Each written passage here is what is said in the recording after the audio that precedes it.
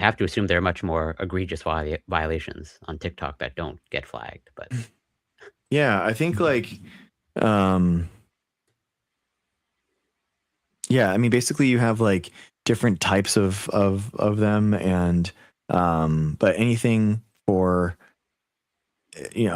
there's like warnings and strikes, and hopefully I didn't get like a strike on my account, but yeah, we'll see.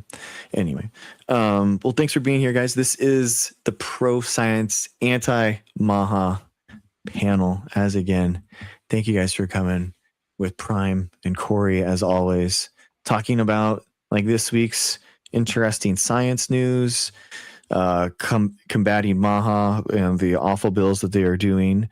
And in addition, just talking about some interesting stuff, hopefully. I thought it was like a really interesting news week in that it went through the all the hearings happened and stuff with RFK. And like the biggest thing, honestly, for me this week was one of those things where you always hear that famous quote, like, and then they told you to not believe your eyes and your ears. It was like the most essential command from 1984. And I never understood it. And I don't know why I am still baffled why this stuff keeps happening, that I don't get why I'm still surprised. But like the fact that Trump and RFK, so RFK was in the meeting, said something bad. Like Trump originally said something that was empirically wrong through math. Like it was how 100 percentiles work. And basically like, yeah. And then basically RFK was asked about it. And then he said, no. Trump just has a different way of calculating percentages. And he was like, what? And then he explained it, and he said it really poorly. And then RFK, in this White House meeting that they were having, they go and he basically reiterates and tries to redo the same point and says the same thing. Like that basically, like if you have money in a stock and you get it and you gain a certain amount, you go from $100 to $200, right? You're gaining 100%, but if you lose 50%, you're going back down to 100. You don't lose 200. So it's like the idea that can even happen. It's ludicrous, but he reiterates it, and Trump is sitting there saying, yep, exactly. And I'm like, I don't like literally math, man. Like this is like 1 + 1 = Trump. Like the reality, the alternate reality that these people live in. I don't know. Like, why am I still shocked about it? And it's such a clear aspect of it. Well, I think just like, the whole talking point of alternative facts, no surprise they have alternative math. Like, I think another clear example, like they will fall in line, like no matter what, even if it's like literally mathematically incorrect. It's like, well, no, just his way of doing it is the right way. Everyone else is doing it wrong. Trump's way of doing it is obviously the correct way. Or just a different way of doing it that must be equally valid. But yeah, that's a very sad state of affairs. And like, yeah, the fact that someone can be willing to just, that's easily verifiable. And it's like, it is basic math and percentages. But the fact that with a straight face, he can go and like defend it is, well, yeah, embarrassing, but obviously they don't feel that. Exactly, man. What do you think, Prime? Is it like, is at this point, are you just numb to this stuff, or is there still lower lows for you? I mean, I'm sure there's lower lows, but this wouldn't be the thing that would get me there. Like, yeah, I don't know. Do we expect that Trump knows math? Like is Trump following, or is he just like following the gist of RFK Jr. praising him? Right, like that's the important part. Like nothing else. Like the math didn't matter, the subject matter didn't matter, none of that mattered. Like within the span of the sentiment, right, being portrayed, conveyed as that Trump equal genius, and that was enough. Like I don't know. So no, I don't particularly. this, I mean, it's fine. Like, and I think it's good to make fun of them. That in itself has its own utility. But like on this particular thing, I mean, it's fine. It's whatever. Well, it's fine in the sense that, oh, it's not surprising. Like, this is what you expect them how to behave.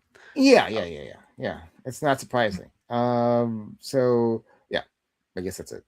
And like, to, I guess, reinforce the point of how, they would just fall in line and do whatever it is to either make Trump look good or like cover up over his like mistakes or whatever. Like, there was a clip of like Trump was going up the stairs into Air Force One, like, whatever, from like into the plane of Air Force One. And Trump stumbled. But then immediately afterwards, he just had to go up like a misstep. He didn't actually fall.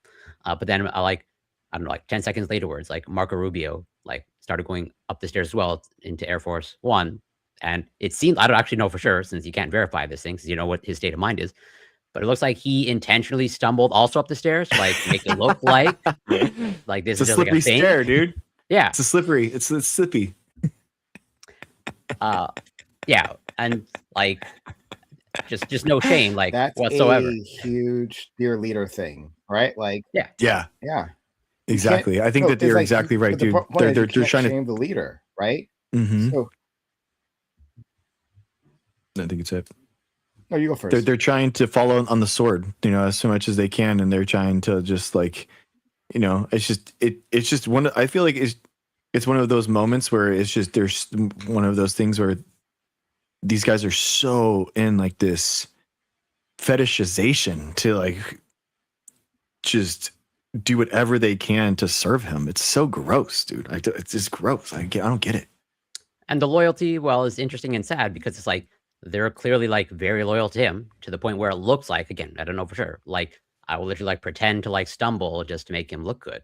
But like, I think everyone knows that like the moment that you're no longer useful to Trump, he'll discard you like nothing, like no matter what. Dude, shout out the anti-fascist frog is in chat right now. The actual one from the protest, man. So thanks for joining, bro. Yeah, this is like a Fridays. We got a basically like a pro science anti-MAHA kind of like wrap up panel kind of discussion. But yeah, man, I think the hearings were really interesting. I am so blown away how he just is allowed to lie in these congressional testimonies. Like that he's under oath. He's like, they have no shame to just blatantly talk about like falsehoods. I don't know, man. I just, it's so wild to me how, and then the math thing, like it's one thing to lie about politics, I guess, and to try to kind of like create some reasoning in his mind or all that kind of stuff. But now you have just this like 1 + 1 equals well, Trump doesn't think, if you add 1 to 1, you're only adding a 1. So maybe 1 + 1 is equal to 1 because just 1 and 1 is not, you're not adding, it's not bigger than the other one. So you can't really increase it. So that's why like 1 + 1 is actually just 1. like what is how are they gonna just twist themselves? Yeah, and this is easily fact checkable. Like it would be a little bit ridiculous, but like a person can do it, just like take out a calculator to show like the numbers don't add up that way. And I think I saw some and I have like mixed feelings about this, but I saw some clips of like they were trying to fact check him, or at least I think they were using ChatGPT because like RFK was, I believe, was like citing some articles, well, misciting or misquoting some articles. And I think like one of the individuals like that was questioning him, like was using AI to like see if it actually tracks. And like, well, yeah, no surprise. Even the AI summary like can clearly demonstrate that what RFK is saying is like incorrect. My understanding is that was a doctor himself. Yeah, that he's a physician. Has a and then I from what I could see, obviously I was looking at a screen. But from what I could see, it seemed like he was using that as a search tool, right? To like find the article. And then later on, I think there was a cut. Maybe you saw the same clip that I saw, but I think there was a cut to later on the hearing when he's looking at the article itself and then like saying, like, starting quoting from the article. That's my understanding. Maybe I'm misinterpreting things. But I think there's the thing that I'm torn about is like this conversation, because I think there is, like I said, utility one in just like making fun of these people, right? And also like I guess I don't want people to be like me, and that like I'm extremely jaded. Like I've seen so much worse, and I'm focused on so much worse, right? And by that I mean like the slaughter in Lebanon and the genocide in Gaza, right? So I've like having like say something about like numbers, right, and making that up. It's just like it's just so a small ball to me. But at the same time, yeah, I think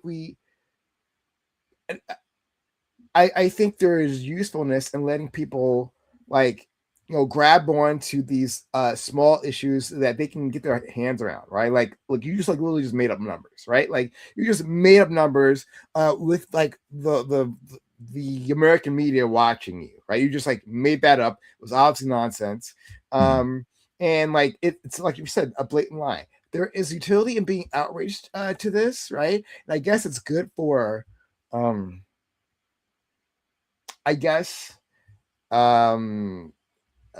partisanship, right? Like in terms of getting people onto your side to show the ridiculousness, because I guess people don't like actually, they shy away from the big things, right? I think a lot of people feel like, oh well, these other issues are just like too much for me. This is an easy win. You don't have to do much. Yeah. But at the same time, again, this is where I'm torn back and forth. At the same time, like I was reminded today, God, I was reminded today that the Trump administration is still slaughtering fishermen out in the Pacific and Caribbean Sea. Like that's just still a thing that's happening. Like we're just still like bombing these people, calling them quote unquote narco terrorists, as if that would be an excuse any which way. Whatever that is, their made up term. It didn't exist before them any which way. And just like just raw execution for execution's sake. They know these people aren't guilty. There was an article that I was taking a look at in which these fishermen, some fishermen from a strike that survived, right? Well, they got gathered up, they got sent to a jail in El Salvador. I'm not sure if it's like the CCOT prison, but someplace in El Salvador, right? The ones that survived, they got like literally black bagged and sent over there, interrogated, and then let go. Like, and eventually, like they made it all the way back to Ecuador, right? And like it's like, yeah, they let us go without a single charge, so they know they're not guilty. And they just like bomb the shit out of these people, right? And so like I guess my problem is with humanity, not with you fellas. To be very clear, right? My problem is that like people don't focus in on like the things that actually really matter, and like we need to bring people in with like bad math, right? So again, utility in what you're saying, personal outrage for me that people like aren't focusing in on the things that actually deserve your outrage. There you go. No, I mean that's fair, and I understand where you're coming from. And like I understand that an issue like the math thing is like a minor issue, but it's like that's where it's like I agree with you. People should care about the larger issues more, but those are like understandably, I'm not saying this is a good thing, but more difficult to process as well. And also like some people understandably want to avoid that type of information. Again, not saying that's a good thing, but yeah, like the easy wins are just like easy. Yeah, I think Yeah, I mean, it has a lot to do with like news diet and algorithms, man. Like what you're getting fed. I feel like, it's just there creates like these viral moments that people see, and my news feed or my algorithm feed is all clips from these trials or whatever, or these hearings, and the news feed that doesn't have anything that's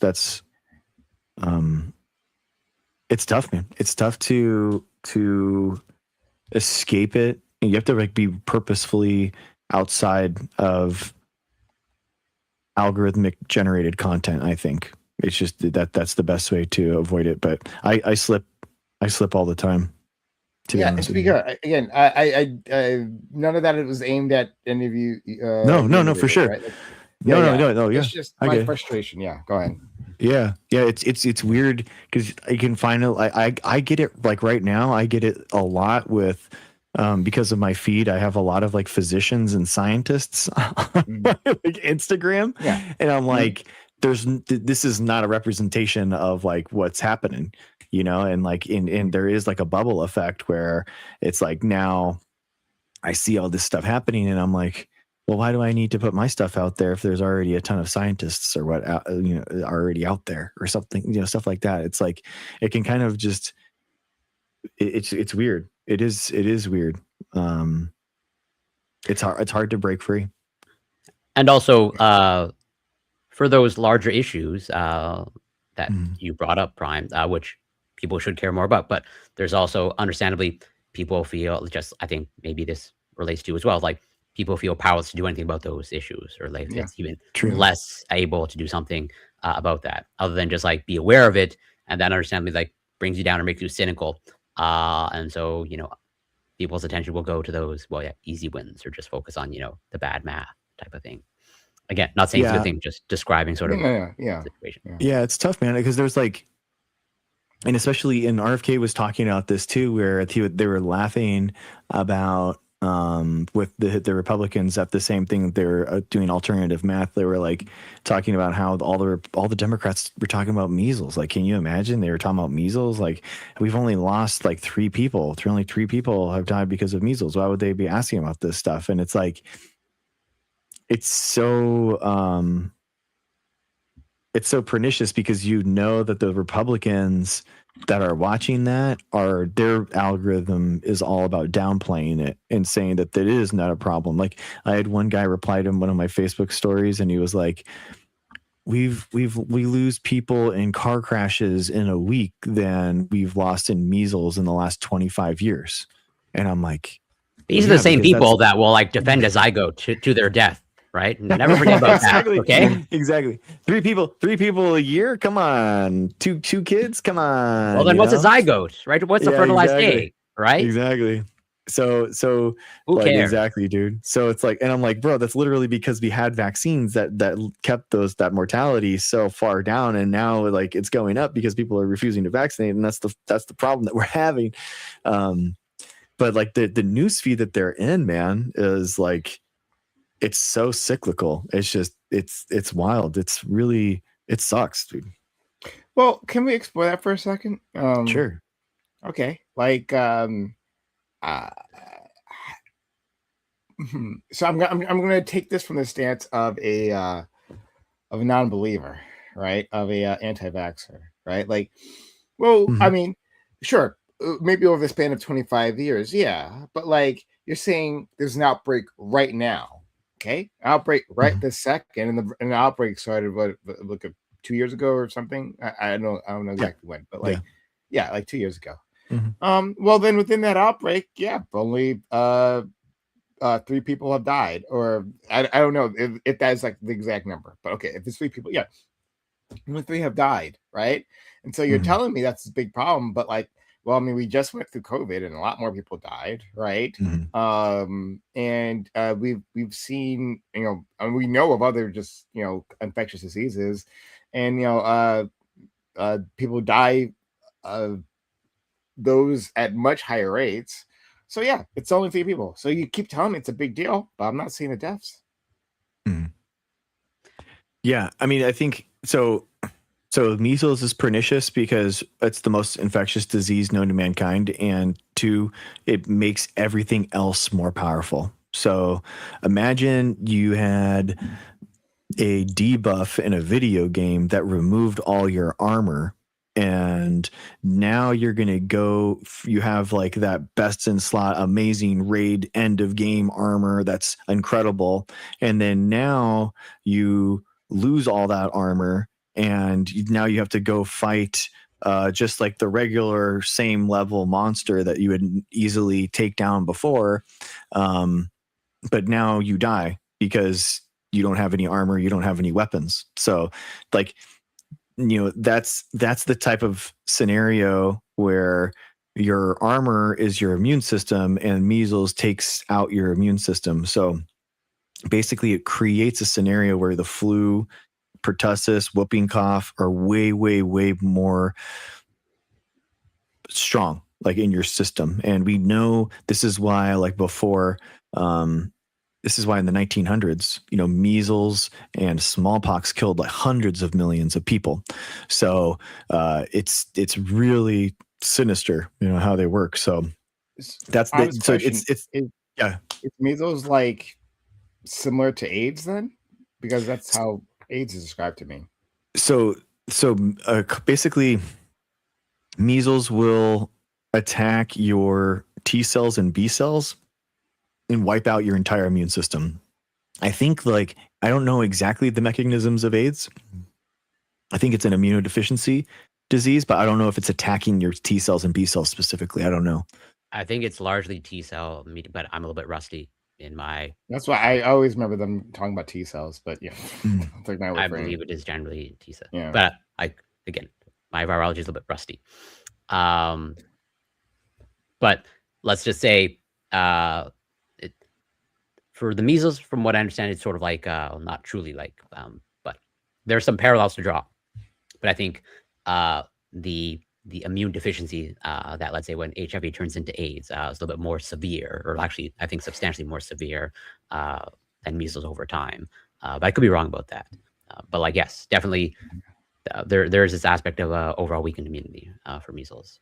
But also at the same time, I'm not sure if it's like, and I'll let Greg correct me if I'm wrong, because I may very well be. But that's not necessarily a guaranteed or outcome. I'm not saying that that's a good thing. I'm just saying that people are willing to roll the dice with that type of thing. Yeah, there's side effects. It was I think immune amnesia is 30%. I'm not 100% sure, but it's 30%. But then there's weird things where you can have brain swelling, yes, 10 years down the line, and you're like, dang, that it's kind of like a ticking time bomb inside your body. So it's just, yeah, go ahead. I think it's more of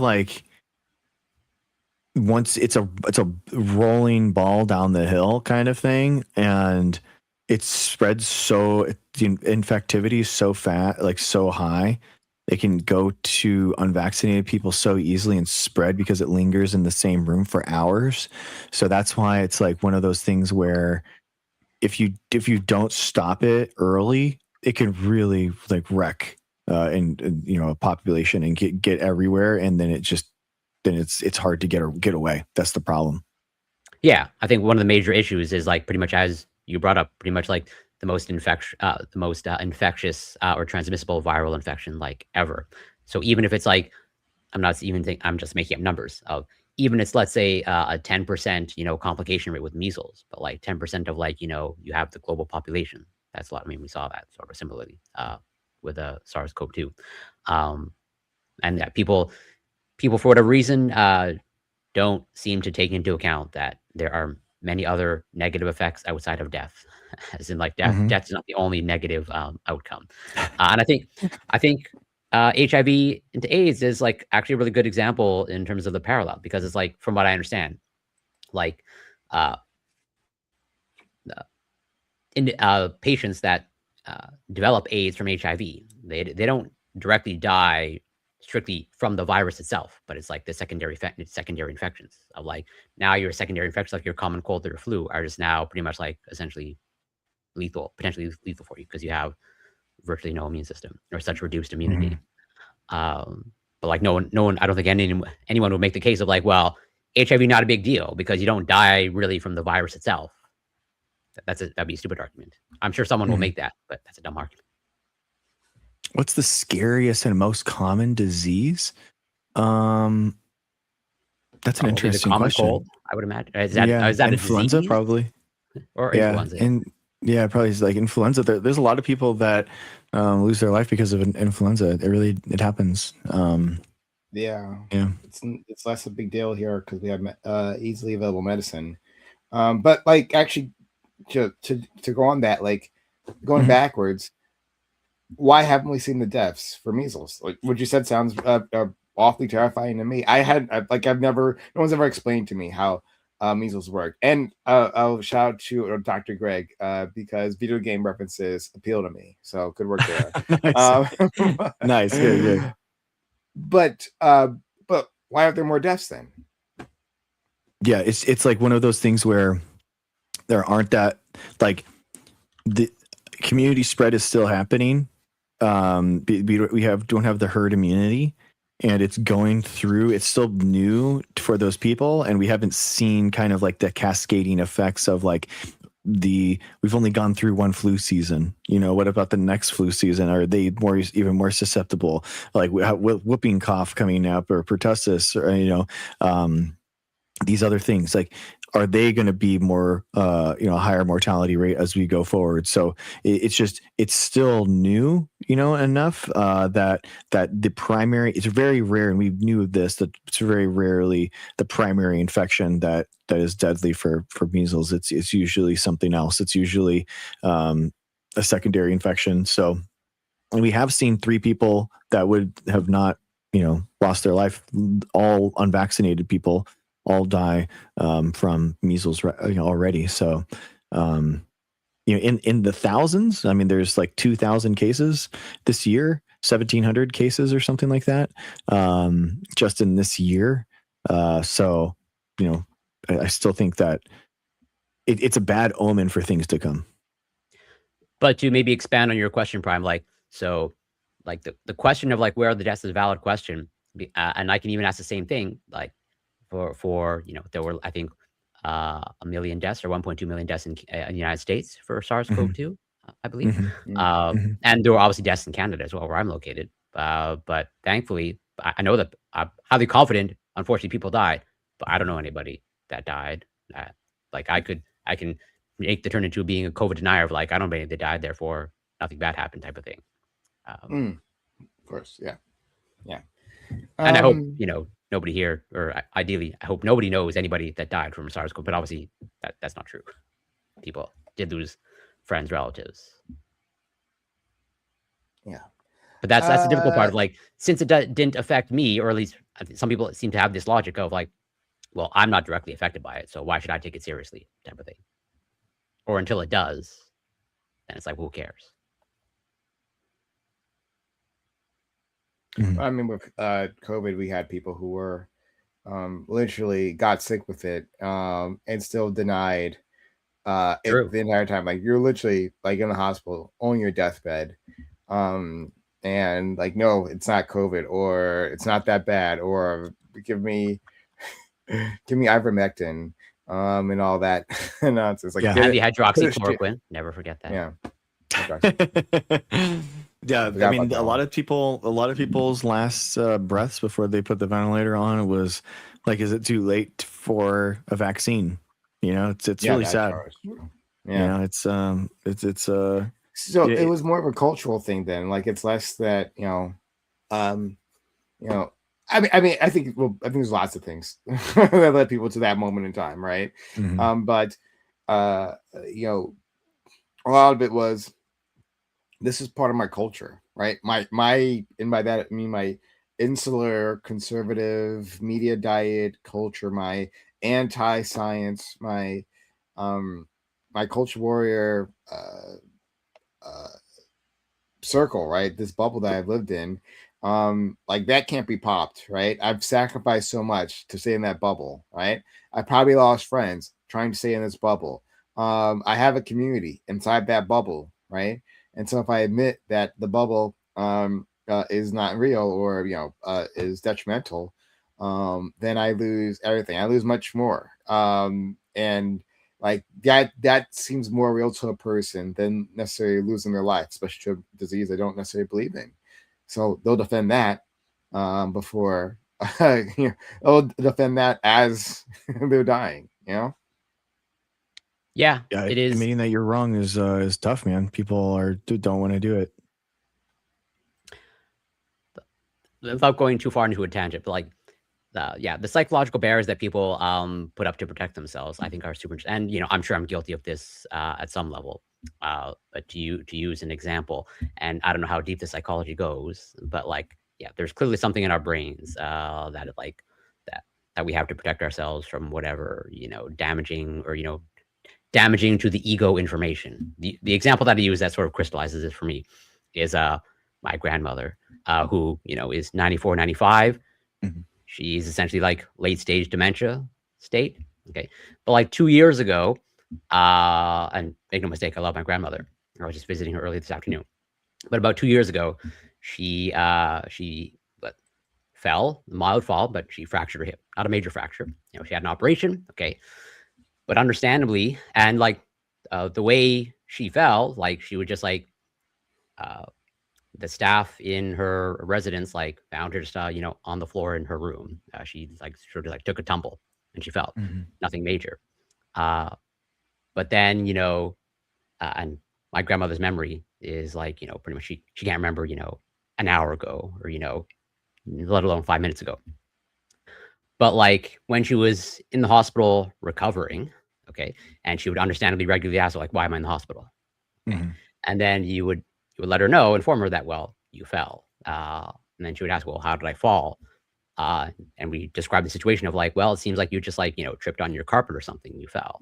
That was like an impossible scenario for my grandmother. In her mind, she fell down like the biggest like spiral staircase. She would like share this story of like, it's impossible that I just tripped and fell like on like the carpet. No, I must have fell down like the biggest staircase in the world.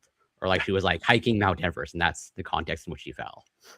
Now, how that translates over to psychological protections that we have to protect ourselves from, damaging information to the ego, I don't know, but I think that's a very interesting scenario that I see play out with, my grandmother as the example. But I think it plays out for all of us at some level.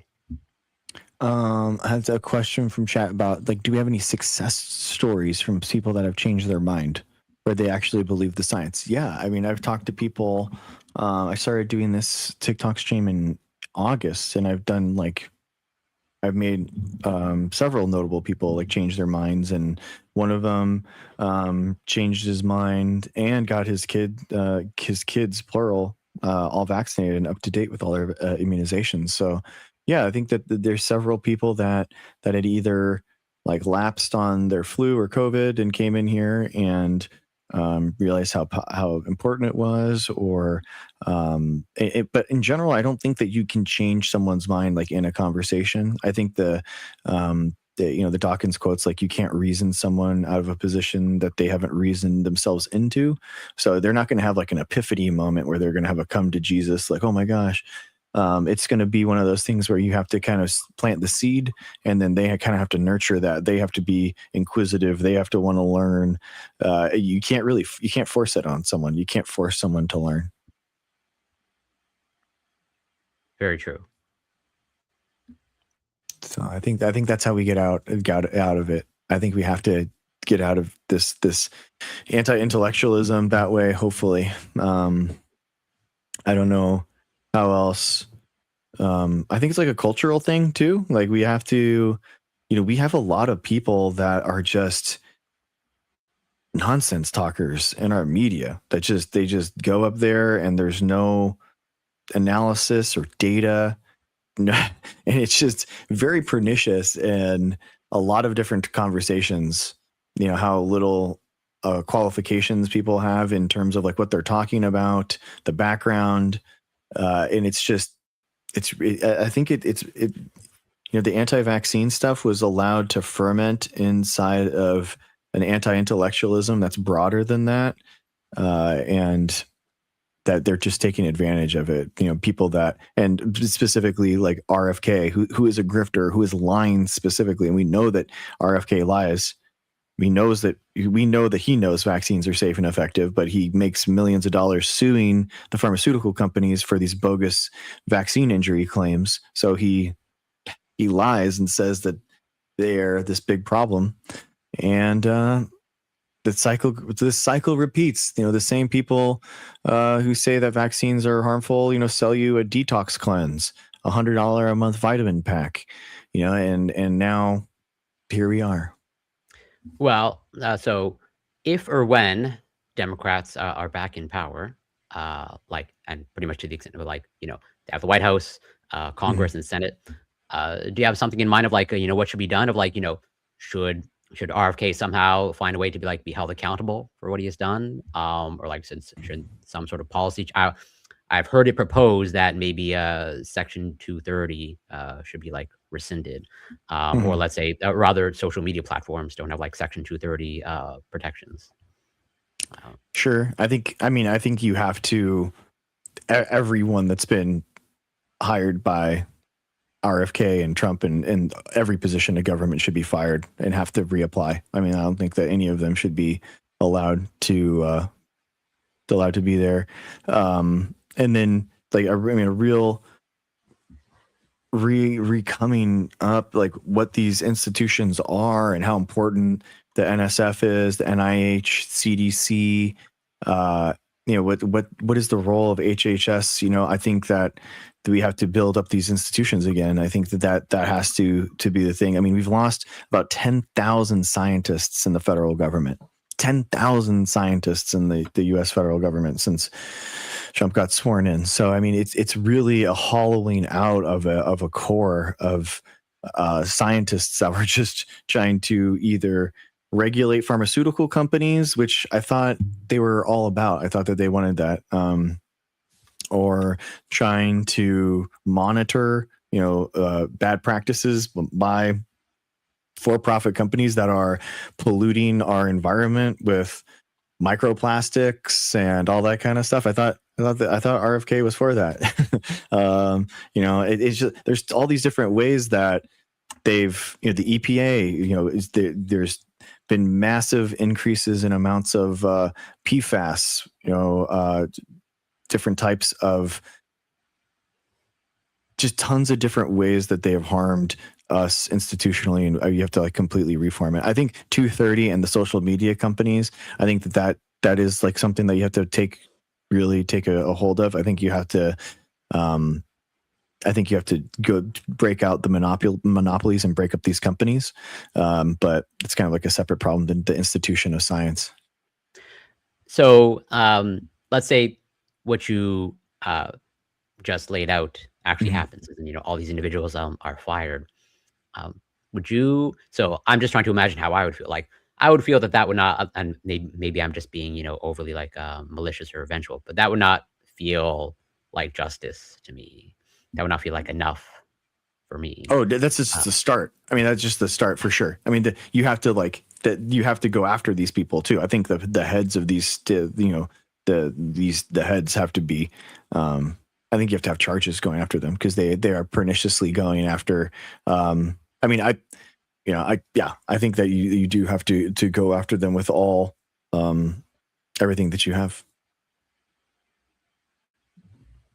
Because to harm this many people on purpose, when he knows that vaccines are safe and effective, is that's wild. I don't know. I don't know. I don't know what type of. I'm not a lawyer, and I'm not well versed in what it is. But I think neither am I. That's why I'm not even sure what's feasible. I feel something must be done. Although obviously, my feeling just might be incorrect. But honestly, dude, I don't think it matters. Trump has shown us that it really doesn't matter. You don't need to have charges.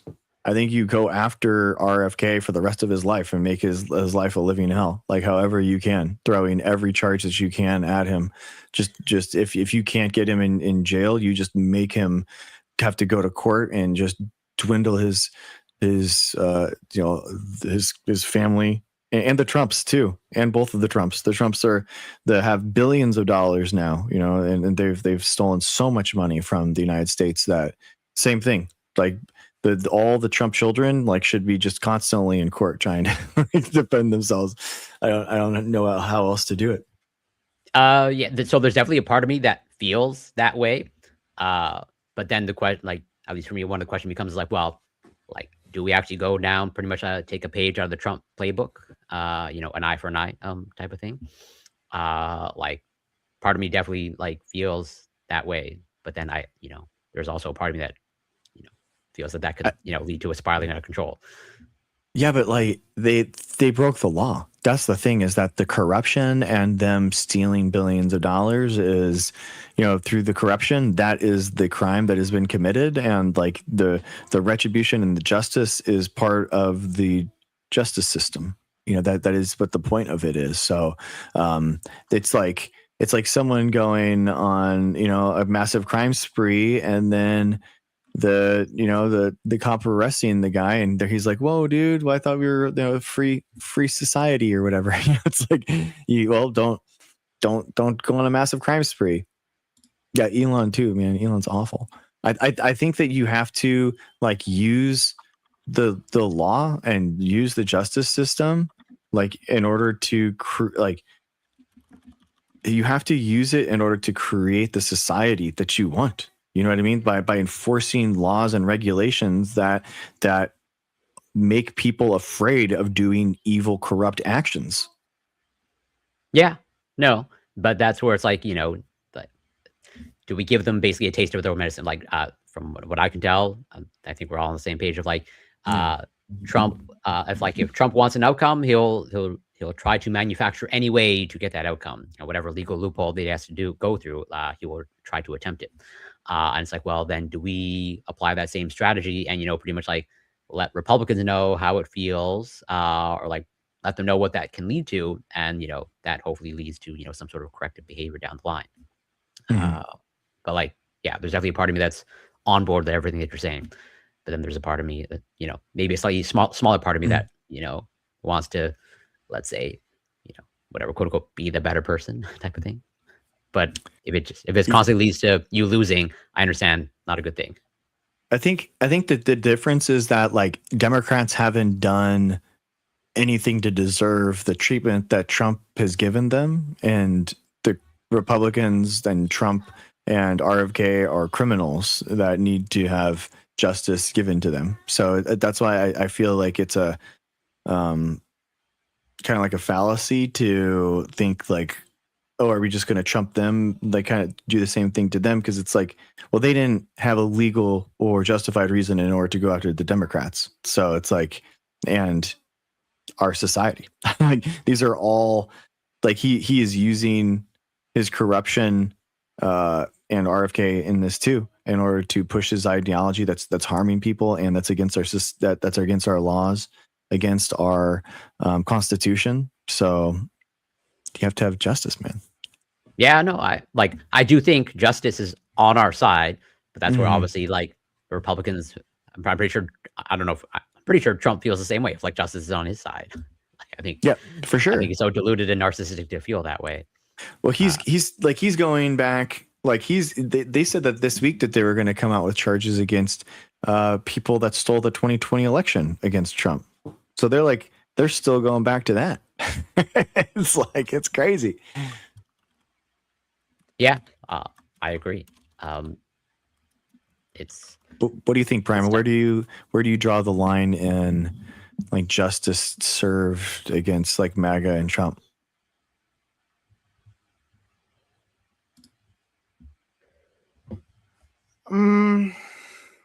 So I like the idea of using power politics, like, you know, what's happening with the electoral map thing. Like, you know, there's that big win in Virginia.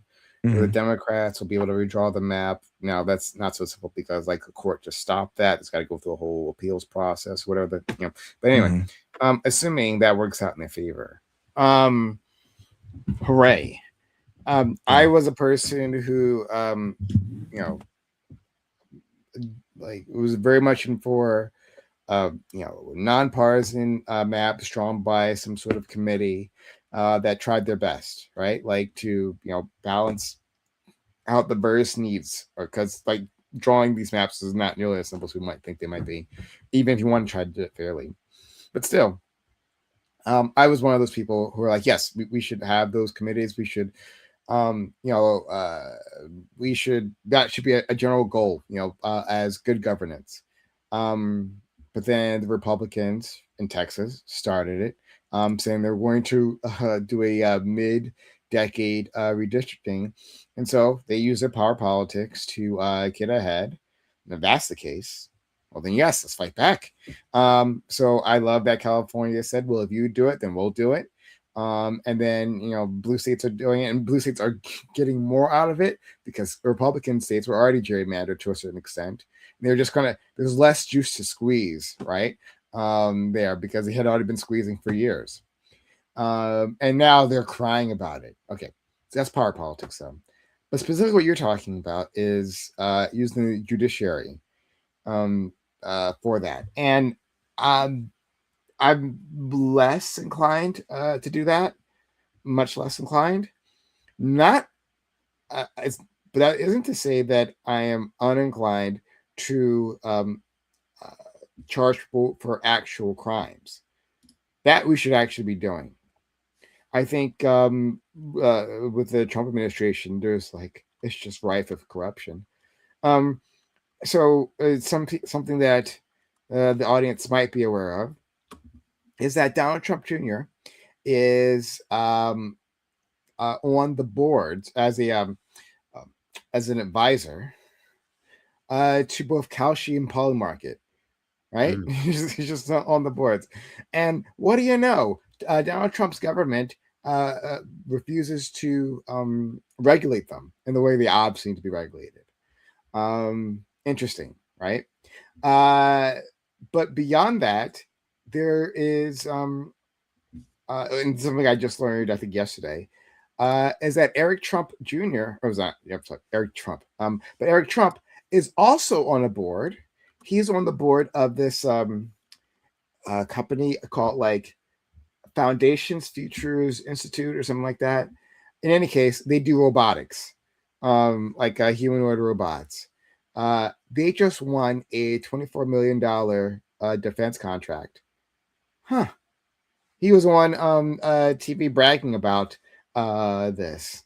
And he also bragged about literally it's I'm always on the cutting edge of technology, right? And I'm doing this for America. This is I'm paraphrasing what he's saying, but I'm doing this for America to protect us, right? I see these opportunities, I invest, right, to keep us ahead, meaning the country. BS.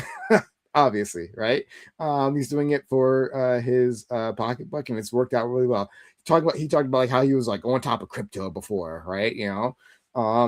Because we need to be number one in crypto. We also need to be number one in these humanoid robots. Anyway, wild corruption throughout the family. So if you're talking about using the justice system here, well, yeah, I mean, if there's charges that we can bring against them, specifically for that. Fantastic. In the myriad other crimes I'm sure that these people have been involved in. Absolutely. But I'm less for harassing my enemies just to harass them. I think that's a step too far. I think that that's not kind of I would say that's not something we want to open up. But then you would say the Trump administration opened up. They did it first, right? True. Okay. But we should not establish that as a norm just to harass your political enemies just for the sake of it. But furthermore, right? So there's that. And I'd love to hear your response to that.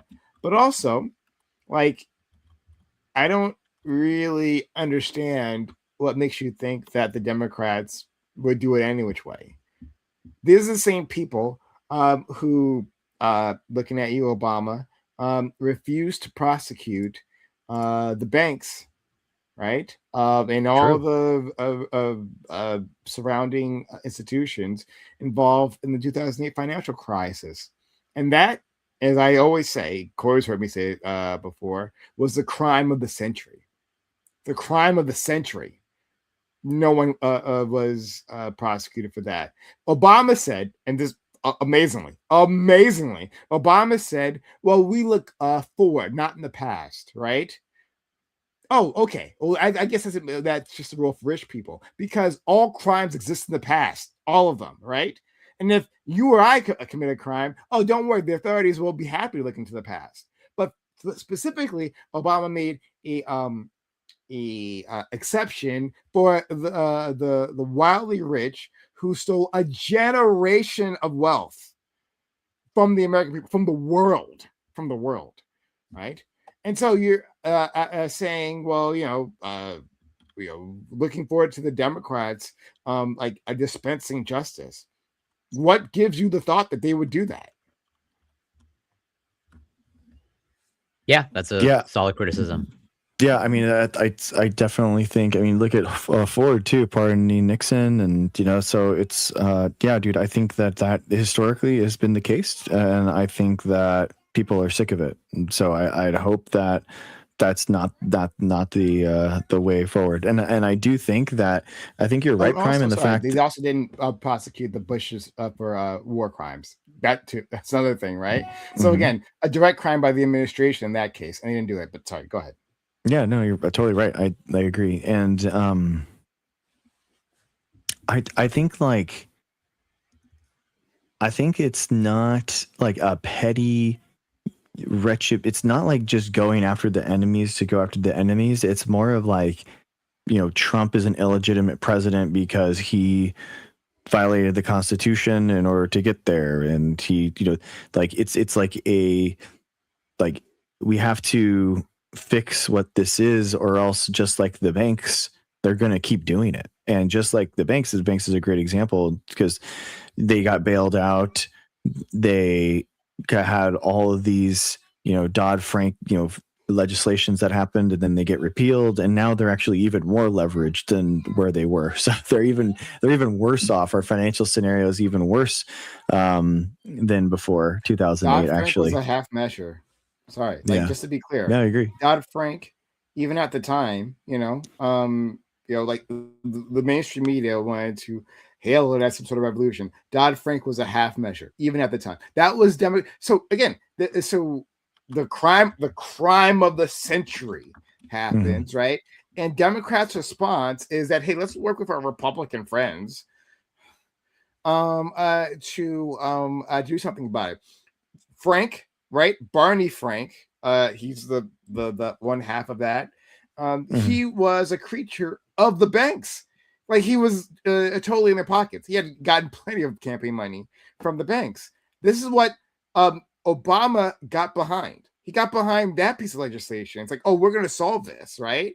And let's make sure we have plenty of input from the banks. So again, I ask you, why would you think the Democrats would actually stop? The Democrats are engaged in their own corruption, right? Plenty of them get money from the exact same sources. So I mean, I don't know. Like, why would I expect the Democrats to actually dispense justice here? It's baffling to me. Why would you? Go ahead. Well, so I agree with your assessment. That's why I lean towards it's like, I would want the Democrats to actually grow a backbone, and actually be more aggressive, and pretty much do all the things that Greg was just outlining a few moments ago. Try to throw the book at Republicans to hopefully get them to see the error of their ways. But yeah, should you expect that from Democrats? I don't expect it, but I guess I try to remain optimistic. But maybe I'm just naive or stupid. Yeah, I think the difference is like a lot of people do want this whole thing to be about going after these guys. We have to make it so that this just doesn't happen again, where you have the same playbook for each party, where it can't be the Republicans are allowed to break every rule and the Democrats are being held to this heightened sense of like scrutiny for everything, So I think that you see it like in the California governor's race, even coming in, like Barrera's, talking about over and over and over again about like, one of those main things that he's talking about is like how he took the case to Trump and he prosecuted Trump for all these different things. I think he's the attorney general right now. And so I think that it's just like as a sign of things to come. I think it's going to be like the main point of the next election is going to be exactly this. How much do we go after these guys? What do we do? I don't see a kumbaya person winning the primaries. I just don't see that happening. But I think Joe Biden sort of attempted to do that. That was the olive branch. That Joe Biden was the olive branch and was that non-threatening candidate that was like, obviously from DC. It didn't have this firebrand that could have been this healing moment. And MAGA, like, not only didn't take the bait, but they just went. Well, they doubled down, like they. Yeah, exactly. Yeah. So, yeah, Joe Biden was. I mean, he's been in the Senate since like the 70s or 80s. 40 years. Yeah. And he still is one of these Democrats that talk about his colleagues on the right and how he's hoping for the fever to break, right? Which is this nonsense that Obama would say as well. And he was all about the process. And at the very least, he was better than Obama because he, put more effort into packing the courts with Democrats. So I'll give him that one. But overall, he talked about Trump as if he was extraordinary, right? That he was some aberration, and once he's gone, right? Now that he's gone, from his perspective, now that he's gone, well, now we can get back to the serious business of governing with the Republican Party that's lost his goddamn mind, completely out to lunch, gone, right? And has been that way for a long time. The people of Joe Biden's generation, that type of lawmaker, one, they're still in power. Two, they've made it clear they don't have anything. They want nothing to do with actually confronting Republicans with power politics. Right, that's been the new generation that's been pushing that. So hopefully that goes somewhere. And like this paradigm among Democrats to be worrying about process. I mean, part of it, I think, is that they want the power too. They want the power to do the things that Republicans have done, right? Like, Bush expanded the power of the presidency significantly, right? And people are waiting for Obama to shrink it. He didn't. He wanted to be able to do the signature drone strikes too, right? He wanted that power, and so he definitely didn't want to like prosecute anyone for it, right? Or even tell Congress, "Hey, I'm not going to do this anymore. This should be your power," or whatever, right? He wanted to do all that, and talking about like, oh well, now the country is hungry, right, for retribution and justice. Well, the country lost its house in 2008, like a huge swath of people were on the streets. Generation of wealth wiped out. They wanted blood back then. They wanted blood, and they got nothing. The Democrats responded to none of that. So again, I think that Obama was trying to be kind of like above the fray, and Josh Shapiro is going to be the same. Josh Shapiro is running for he's the governor of Pennsylvania, but he's clearly running for it. Yeah, he's going to be the exact same. He likes to style. He wants to like do the Obama cadence and all that, right? He's trying to do the whole thing. He's pretty crap. And then there's also Gavin Newsom. He wants to do the exact same thing, even closer to Republicans though. He likes to talk about how Republicans have such great ideas, right? That's share the Biden playbook. And he goes on podcasts with the conservatives and talks about how right they are on so many issues, right? So again, where are the fighters? Yeah, no, like, and this is where it's like, well, how many times can you be stabbed like in the back or in the face before you learn your lesson? Because like, recall, if I remember correctly, like when Obama came into power, like the whole talking point, I think from like Mitch McConnell's like, we have to make him like a one-term president. We have to do everything we can to like make sure that Obama's like a one-term president.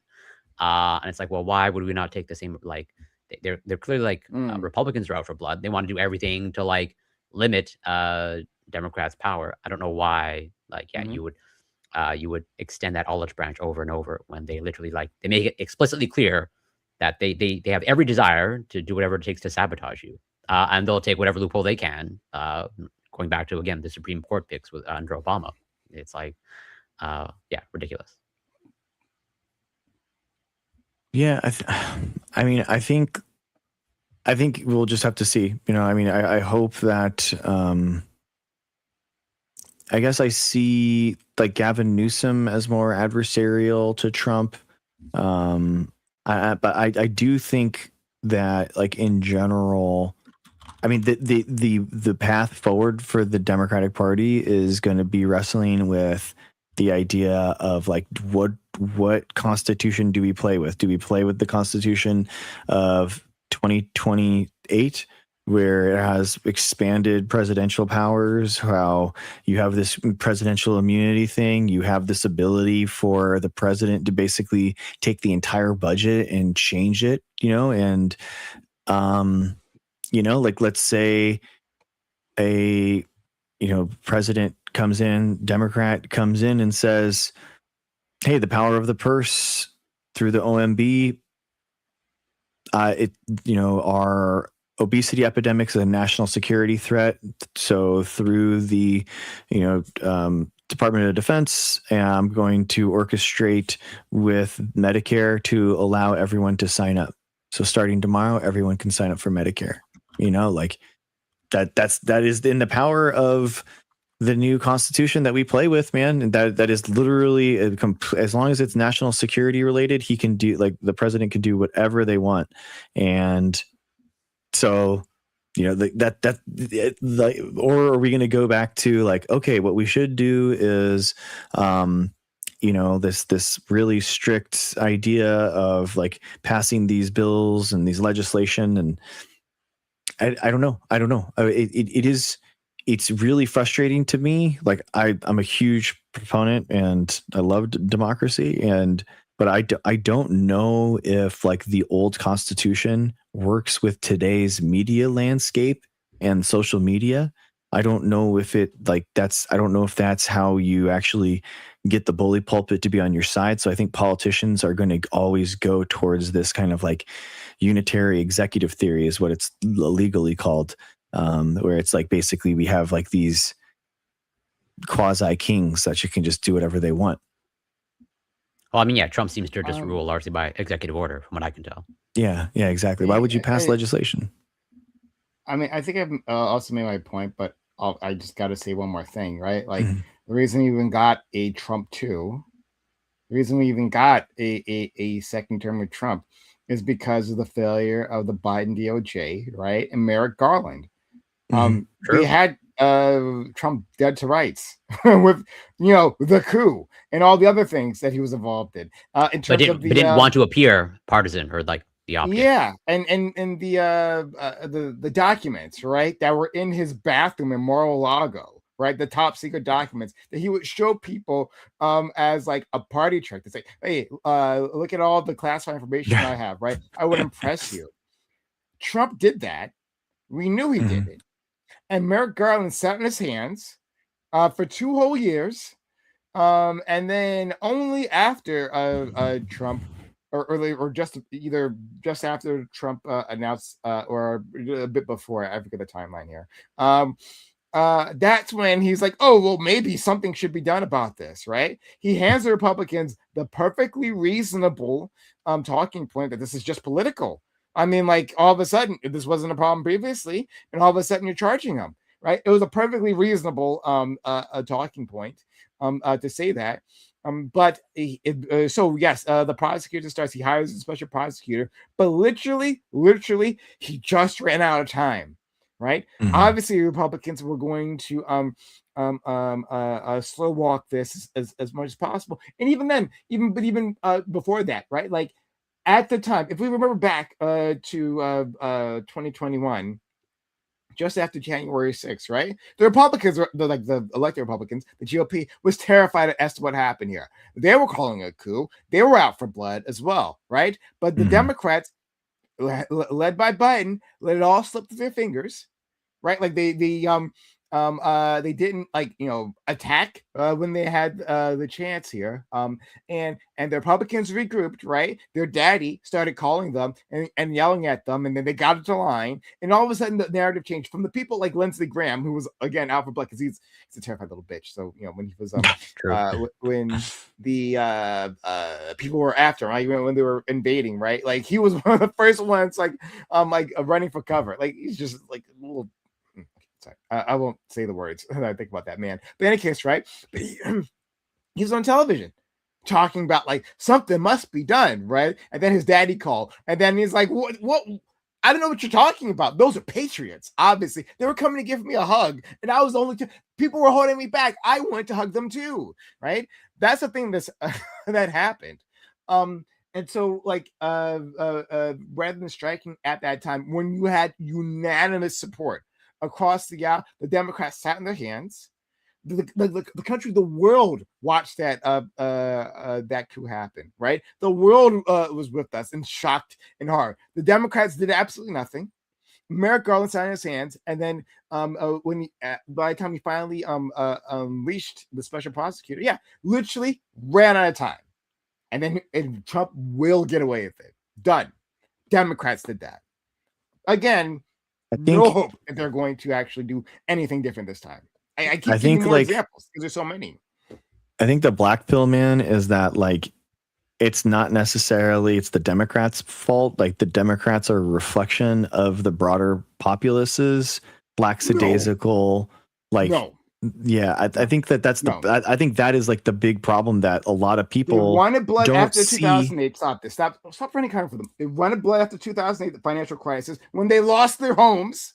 They wanted blood after the invasion of Congress. People sat in horror watching. I was there. I remember this not too long ago, right? The audience remembers this. They sat in horror as that happened, right? They watched the Iraq War happen, right? And the country completely turned against it, and the election of Barack Obama, right, was on the question of the Iraq War. Nothing was done, right? Like, what are you talking about? Like, please, don't run cover for them. No, the population understood. They got it. The Democrats were unresponsive. I mean, I think that it's for sure there was like if there were more people that agreed with you, me and you, like, and I agree with you. I think that if there was more people, I think if there was more people that were going and voting in the elections with our viewpoint, that there would have been more fiery Democrats. I just think so, man. No, I really do. No, man. it's the opposite. I really do. No, it's the opposite. It's the opposite. But I think like we already did the voting. We did the voting. I know, but I'm saying though like that there would have been more people. It sucks. Like I think what sucks is that like people, and this is the problem, is that people don't advocate. The Democrats don't advocate for these positions. We what we think is the majority position, and we see each other and we can like see like, okay, what's up? But then we don't like advocate for that position in like our like in our media. So like, for example, like how many people were actually advocating for the vaccine during the pandemic? Like nobody. We kind of like all took it for granted. They're like, oh, once the vaccine's done, we have it.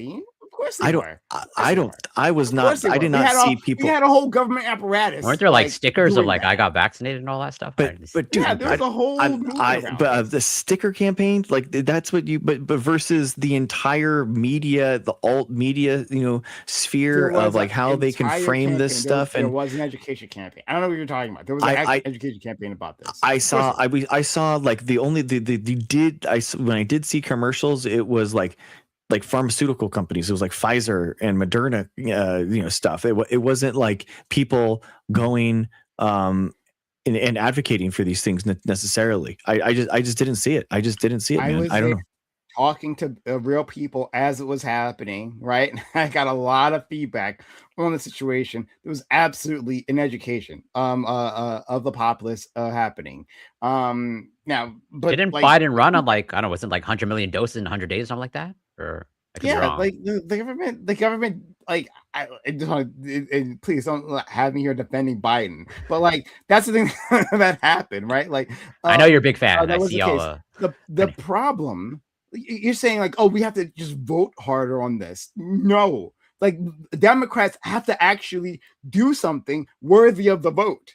This is actually oh my god. No, I think that people the isn't problem Democrat popularity like at all-time lows or like the problem all-time lows. Is, of course they are. The people that feel like us, Prime, the problem is that they don't see people that reflect their values, so that they don't vote at all. So then people aren't like us that are like us on the don't go election. Let's not forget that, right? I voted, but like not for president, because once again the Democrats did not actually deliver. So like here's the order of operations. Democrats deliver, right? You advertise what you delivered, and then the voters will come. That's how that works, not the other way around. No, it's not that's not how promises. It's not promising to just do what was done before, right? Which the people were obviously upset about, right? It's not saying the other team is worse. And so, like, well, you got to vote for us. No. The problem is that like Democrats have been feckless this entire time. You're just saying, well, more people just need to vote, right? No, they did vote. They voted in 2008. They voted in 2008. They got Obama in for 2 years, right? The perpetrators escaped justice, right? Biden came into office, right? Hey, they voted. They did the thing, right?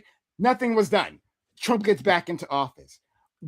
Trump is a response to democratic fecklessness.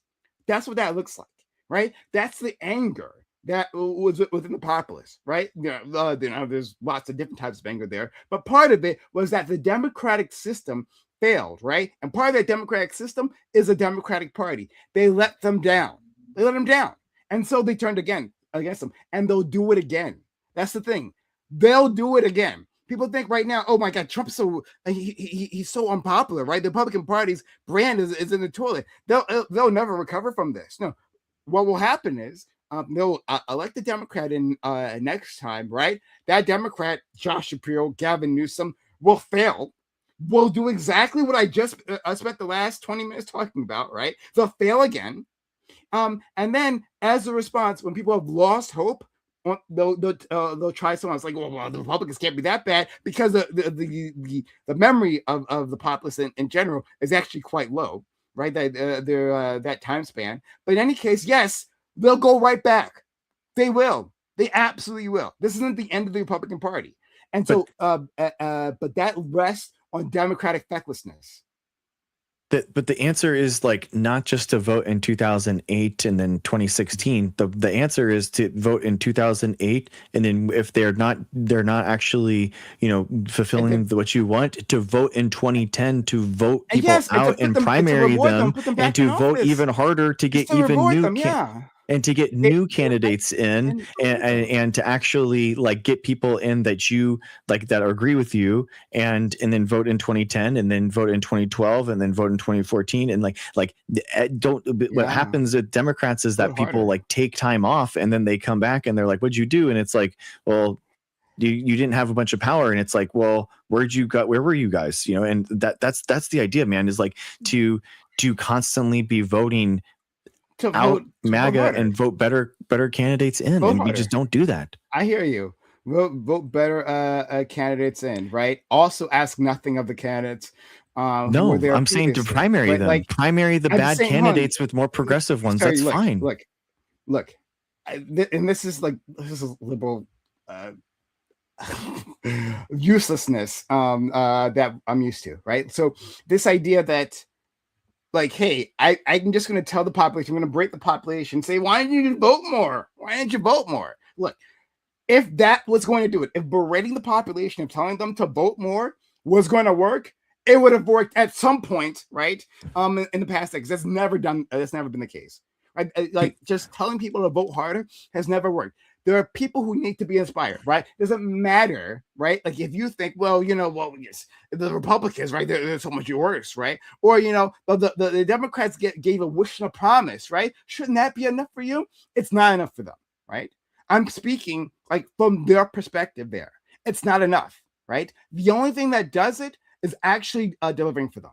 That's what does it, right? And so you can hope and you can pray and you can demand that these individuals like just show up because the Democrats are manifestly better. They don't care. They're checked out. The Democrats will lose again.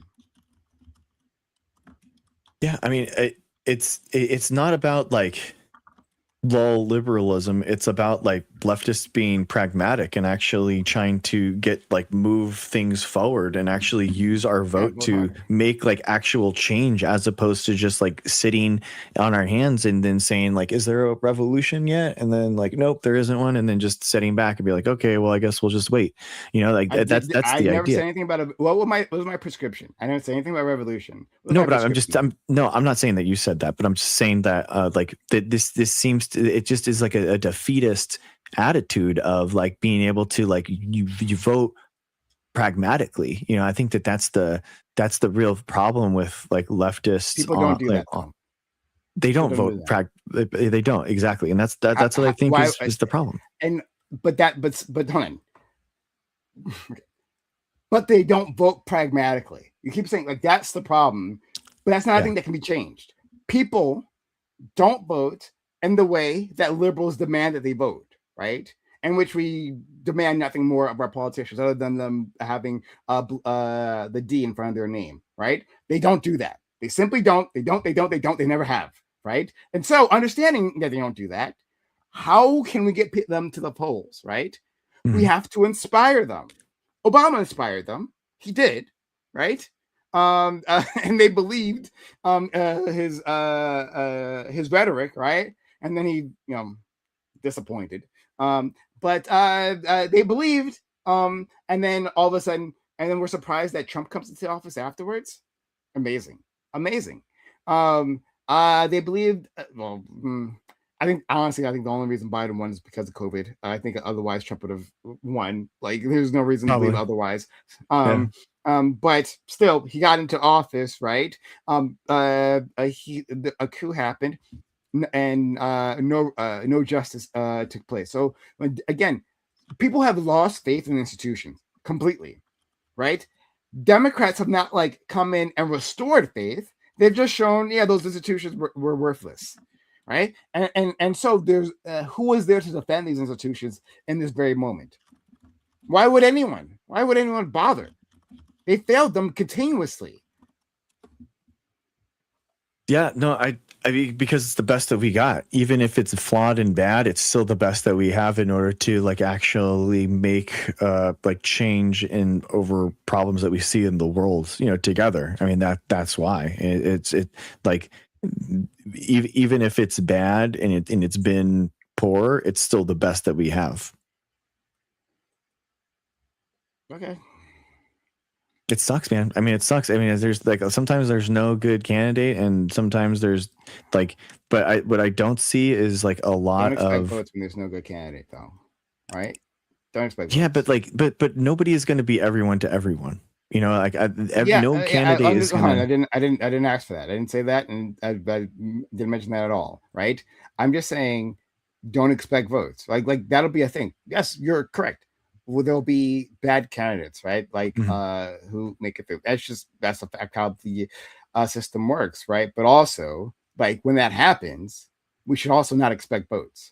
Like the Democratic Party is presenting to the general electorate a bad candidate, right? And so then a bad candidate should not expect votes, right? Mm-hmm. And also to the point that brought up earlier, Democrat, like even despite all of the Republican actions, like Democrats are like at historic lows in terms of approval. Like that says something, or at least I think that does say something. Yeah, basically, I think like. I think that you should try to. I mean, it sucks, dude. I mean, the normal recourse to this is, like not trying like voting pragmatically at the national level and voting as radically as possible at the local level. Like that is kind of like the pragmatic voting solution. But the real thing is that like I feel like we are at a precipice, especially with the presidential power, where it could go one like pretty hard line like I really see the future of the United States like being like a right-wing fascist white Christian nationalist government, or like something where we actually utilize these powers of the presidency to enact like things like single payer, climate change, redoing our foreign policy ideas, like I agree I with can. the first part, not the second part. I agree that yes, it could be right wing fascism. Like I mean, we're the place we're heading is very dark. Absolutely, right? A JD Vance presidency would absolutely be disastrous. Or a Marco Rubio presidency would absolutely be disastrous, right? But I disagree with the second half, where like all of a sudden, the Democratic Party will take on common solutions, like understood solutions, like Medicare for all. Like literally, the Democratic Party has been fighting it themselves, right? They've been fighting that. They've been trying to stop that kind of progress, stymieing it in a myriad of different ways.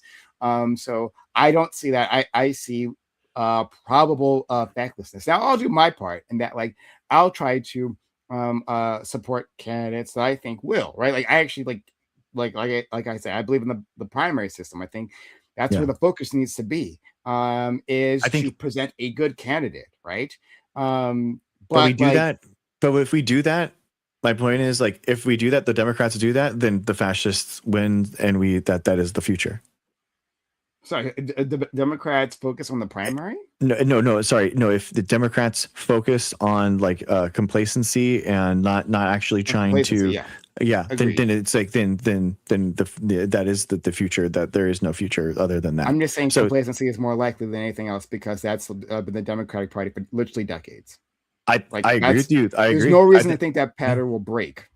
I think like there's probably a 75-80% chance that it's like a right-wing white ethno state future for the United States. No. I agree with that part. I'm saying the other part, right? In terms of the Democratic Party, there's no reason to think that the Democratic Party won't be like if a one in terms of the candidate they actually put forth to the people, right? Will that be a someone who's actually going to do real change? That's very much unlikely. Not impossible. In fact, like if I thought it was impossible, then I wouldn't even bother discussing it, right? Like, who cares? If it's like a fait accompli, right? Like it's not though, right? The future is yet to be written. So once again, I think we should be focusing on the primary but then that would actually require the Democrats to understand the failures of the last election, the failures of the last few decades. They refused to actually engage with it. And in fact, they buried the report, the Democratic autopsy, right, of the last election. They don't want to talk about it. Why? Because Israel comes up a lot in that report, and they don't want to talk about that at all. But in any case, they would have to actually recognize that. But let's say that they did. Well, then yes, there might be hope. But until that happens, until they actually the party as a whole has that reckoning, no, there's no reason to expect anything differently. Why? Why would the pattern break by itself? I think because people are really sick of it, man. I really do. I really do think that there is like something different. And I think it's a lot different than 2008. I think like it's more than 2008 because I think it's a lot harder rather than 2008. But it's a lot harder. That absolutely did happen. But I do think that was like harder to like wrap your mind around. It's more like visceral. When they were thrown out of their homes, that was difficult for people to wrap their minds around. That was like the foreclosures were happening, and I'm not trying to go like, they were happening, but I feel like the pernicious ICE raids and all the ways that Trump has impacted our society is way more in depth than the financial collapse like that happened in 2008. That's a ridiculous statement. Okay. Many people don't know a Latin individual who's actually been arrested, right? Many people haven't seen an ICE detention themselves. Right? They may have seen something on the news, right? People knew their friends and family being thrown out of their homes, right? Who lost everything, right? Like that, like literally. Economics is the thing people vote on the most, more than anything else, right? And that hit people in their pocketbooks, right? That was recognizable. It was on TV. It was nonstop, and it was a global event. What are you talking about? How would that hit less hard than the ICE raids that are happening in random communities that you can easily not be a part of, that you can easily miss? What are you talking about? That's a scope. What is the scope? Because Trump has impacted a lot of our society. I mean, it's a lot, man. And we've had it's very pernicious. It's very pernicious. A lot of people have been touched by Trump's administration in a lot of different ways, man. Okay, that's you're doing some hardcore cope now. It's just unbelievable. But we'll just have to move past this point. It's too much. Yeah. Okay. What do you think? Corey? I mean, I can understand the point that maybe, okay, the ICE raids might have induced some sort of visceral reaction, but it's hard to ignore the global that it affected Canada as well, and and I was alive around that time, but yeah. I mean, yeah, it caused millions of people to lose their jobs. I'm not downplaying. I'm not. No, I know you're not downplaying. I'm just saying that Trump has impacted everything. Trump has been a part of the culture and infested every part of every aspect of everyone's life for the last 10 years. I mean, it's a lot different than a financial collapse of bankers that you don't know the names of, that you don't know, you don't know their faces. They're basically, they're not in front of you every day. Bernie Madoff happened, and that was kind of a weird thing where people kind of hey, we got one of them, but he didn't actually. It was a Ponzi scheme that was small beans compared to the fraud that these banks did. But I think that people are way more mad about Trump than Occupy Wall Street happened, but I mean, people still don't really understand what actually happened in the financial collapse. It's wild to me. Just to clarify, do you think people are more mad now, or they have been more mad for the past 2 years? Because then it's hard for me to make the case that how did Trump win then? Because that madness did not result in Trump losing. I think that the sad part is that people aren't they don't, the vast majority of people don't think what Trump is doing is that big of a deal. But what's even sadder is that I don't think that I think that even less people cared about the financial collapse. I don't think a lot of people knew. Well, that's such cope. What are you talking about? Sorry. Yeah. So I think we were all alive during Obama's campaign. There was, let's say, people I think were much more highly motivated to vote for Obama at that time. And there was way more let's say, I don't know about optimism, but more enthusiasm for him at that time as a result of yes, the charisma of Obama, but also what was happening at that time of 2008 and the global financial crisis. That's crazy. People weren't this is the argument you have to fit in here, right? That people weren't so bothered by the 2008 financial crisis, the global recession, that you have to make the audience here believe that, it was a big thing. Sure. People lost their jobs, they lost their homes, they lost their pensions, right? They lost their retirements, they lost their futures, right? They lost the ability to provide for their children, right? The wealth that was lost, that didn't come back for the next year, that affected millennials, right? The timeline shifted for millennials hard, right? And you have to say that, oh yeah, that wasn't as big of a deal, actually. Like, that's your argument. That's your argument. Yeah, because there's been a lot of people that have been impacted by Trump's economy and what Trump has done as well. Like, I would say that it's even more. Yeah, it's even more pernicious. Yeah.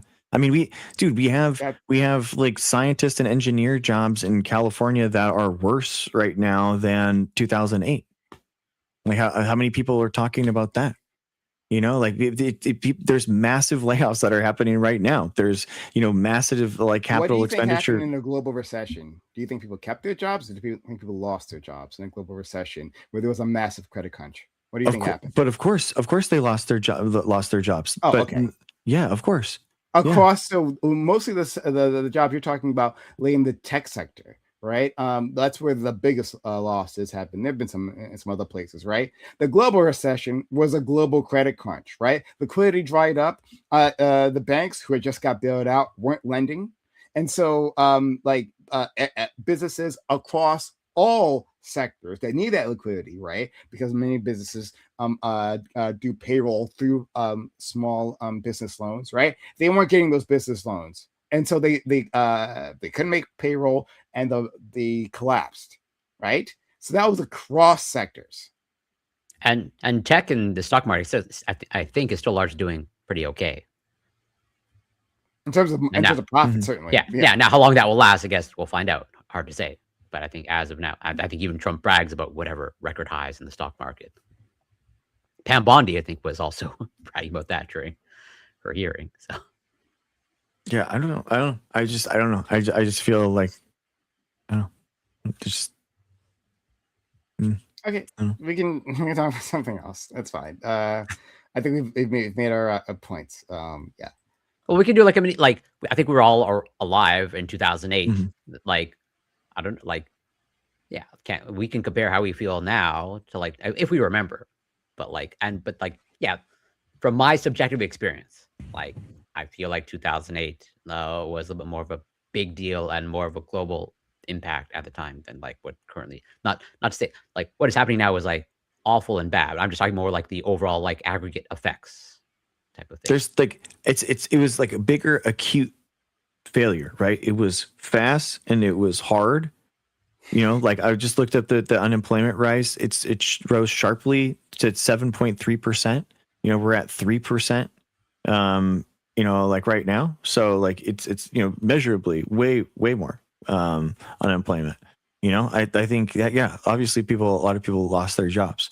But I guess what I'm saying is that I think after 10 years of this, of being inundated and suffocated by the Trump administration, and it feels like Trump is and it's going to be basically 15 years that this guy is in our lives and controls all of our media, all of our seemingly our government, all that kind of stuff. I think that it feels way more suffocating now after 15 years of Trump versus an acute economic crash that happens in 2008. But then the stock market did recover. The economy with Obama did pretty well. Obama did pretty good about actually taking the shambles that George W. Bush handed him and actually recovering it pretty decently. So it wasn't 15 years of constant economic strife that happened after 2008. The economy was good for Trump in his first term. Once again, COVID is a thing that lost him the election. It wasn't the economy. The economy did fall off the end, but again, that was due to COVID. People thought that the economy would be his strength. When they reelected him, I don't think Biden actually did that bad in terms of the economy. I think that was overblown, right? And I think you probably agree with that, right? On this talking point about how awful the Biden economy was, right? I think that was overblown to a certain extent. But on the other hand, people a segment of the population voted for Trump because they thought he'd be better on the economy. Now they were tragically wrong, but that's not, and like judging it, the global financial crisis by like the cleanup that happened afterwards, right? Ignores the actual crisis we're talking about. Yes, there was a cleanup that happened, indeed, right, and badly, right? Could have been much better. But like uh, that that gets away from the point of like how bad the public felt at the time. But in any case, right, the one thing I will say, right, reaching on Olive Branch, is that um, mm, there's a possibility, and it's hard to say from this point in time, right, looking into the future, but there's a possibility that Trump like almost single-handedly sends us into another recession, right? Through his trade war, and then through now the Iran war causing the global oil shortage. That in itself may trigger a recession. And so a global one. I don't know how bad that would be, right? Because the economy is a bit more tricky with this in terms of it's our reliance on oil. It's not what it was like in the 70s, for instance, when that oil crisis happened. So it's really tough to say like what sectors will be hit, right? It may not be as big as the global financial crisis. I'm unsure. But again, I'm reaching out. To your point is that like Trump being the fool that he is, right, who won't stop talking within a media environment that is very different from 2008, right, where people have more access to what's going on, like rather than like through a TV set, right? It's on their phone, it's on them all the time, right? Like Trump being the drooling moron that he is, that's turning the world against the U.S. That could that could affect the public in some surprising ways. I mean, his toilet, his ratings are already in the toilet, right? His public support ratings are already in the toilet. So it could look a bit different, and like where the how people interpret what's going to happen to them within the next 2 years. Maybe they'll feel it's worse. Maybe, I don't know. I think that like the Democratic Party and the Democrats like thinks it's worse. I don't know if the broader pop thinks that it's the worst. Oh, Z down. It's frozen for me too. Okay. I guess it's just us then. But then, yeah, is this TikTok? Well, I guess we'll find out. Yeah, but if he's frozen, then his TikTok is probably frozen. They're probably not getting us at the very least. But in any case, yeah, I don't know. I should have much more to say on this issue. No. I mean, I'm on like not to gang up on Greg while he's not here, but I lean more towards your point, especially and it might just be my bad memory, but like, yeah, 2008 felt like a really big deal at the time. And, I mean, like, I'm just saying that as a Canadian too. So actually, my understanding is that Canada did actually pretty well. Yeah, that yeah, we navigated it. I think we were like one of the best countries to like navigate. Yeah, it's actually because of your banking system. Canada, like I've been like hearing about it, here and there, right? But Canada has an interesting banking system, and that like it's highly concentrated, but like it's also highly conservative. Yeah, you have like 3 or 4 big banks. Yeah. It's highly conservative. But like because of that, they weren't doing hey everyone, right now Corey and I are just talking about like how can you hear us, Dr. Greg? Just yeah, sure. Yeah, I'm here. Okay, good. Yeah, sorry, we were just discussing how Canada made it out through the global financial crisis in 2008, and that like they actually did much better than many other countries, but it's because of their banking system and how well, it's concentrated, but also extremely conservative, and that like they didn't engage in a lot of the risky practices that like destroyed America. But on the other hand, right, and this is something really interesting people are discussing, is that Canada doesn't have the dynamism, like the economic dynamism that a lot of countries its size has. And part of that is liquidity, and that like those banks who, like I said just now, they're conservative in their lending practices. Well, that also means, right, that hey, if you're starting a new business, it can be difficult to get like a loan from them. It can be difficult to get yourself established and to raise funds in general, like in terms of the VC environment.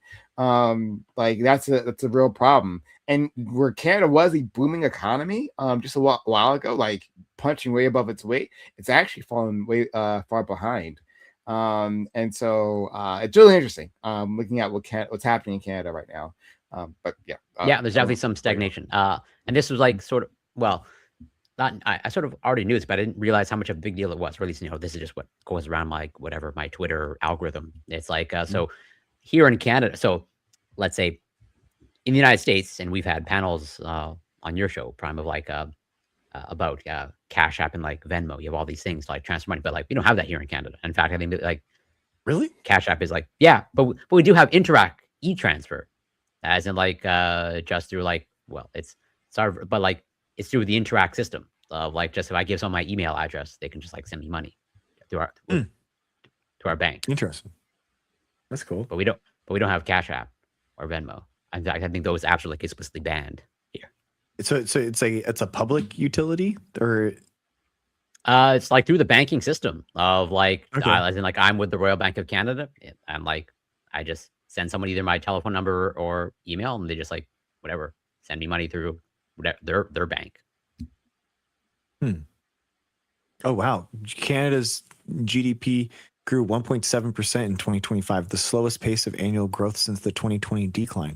Yes, there's definitely some stagnation here. With lower exports, particularly to the U.S. being the main drag.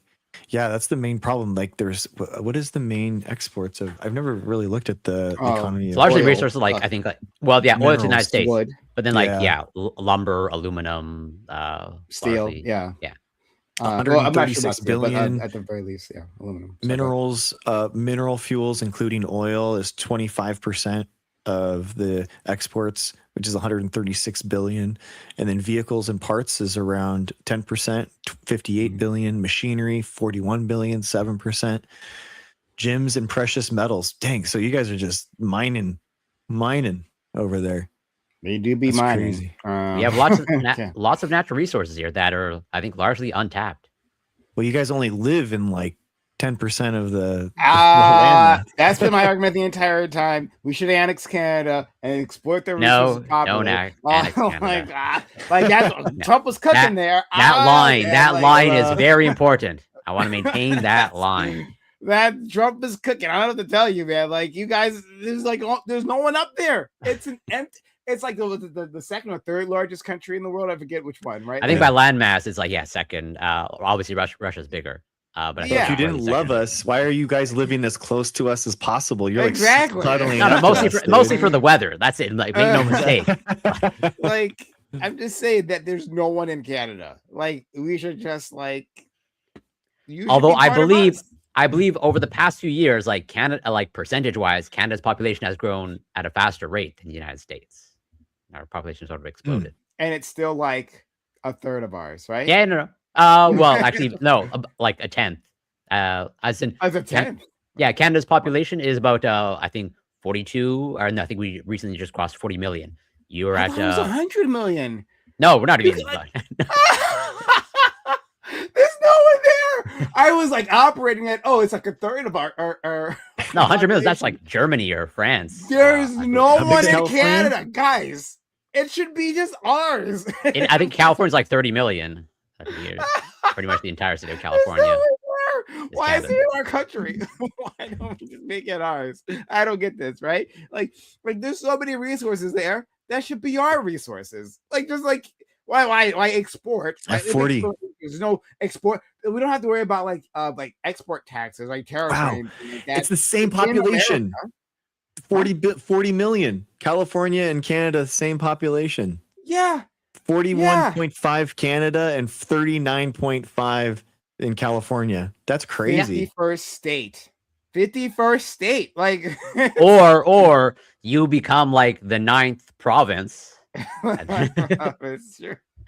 That's Or the crazy. 10th I province. mean, it'll give me healthcare, then maybe I'll do that. I mean, I'm open to it.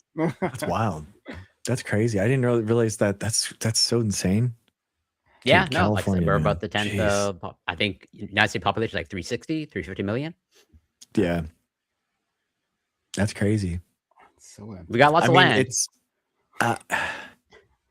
yeah, dude. I don't it's interesting to see Canada like striking up their own sovereignty. It's really cute. You guys are like little bro to Great Britain right now still, as like, you're still the serfs, but it's cool. I mean, it's cool. You're like, you're learning.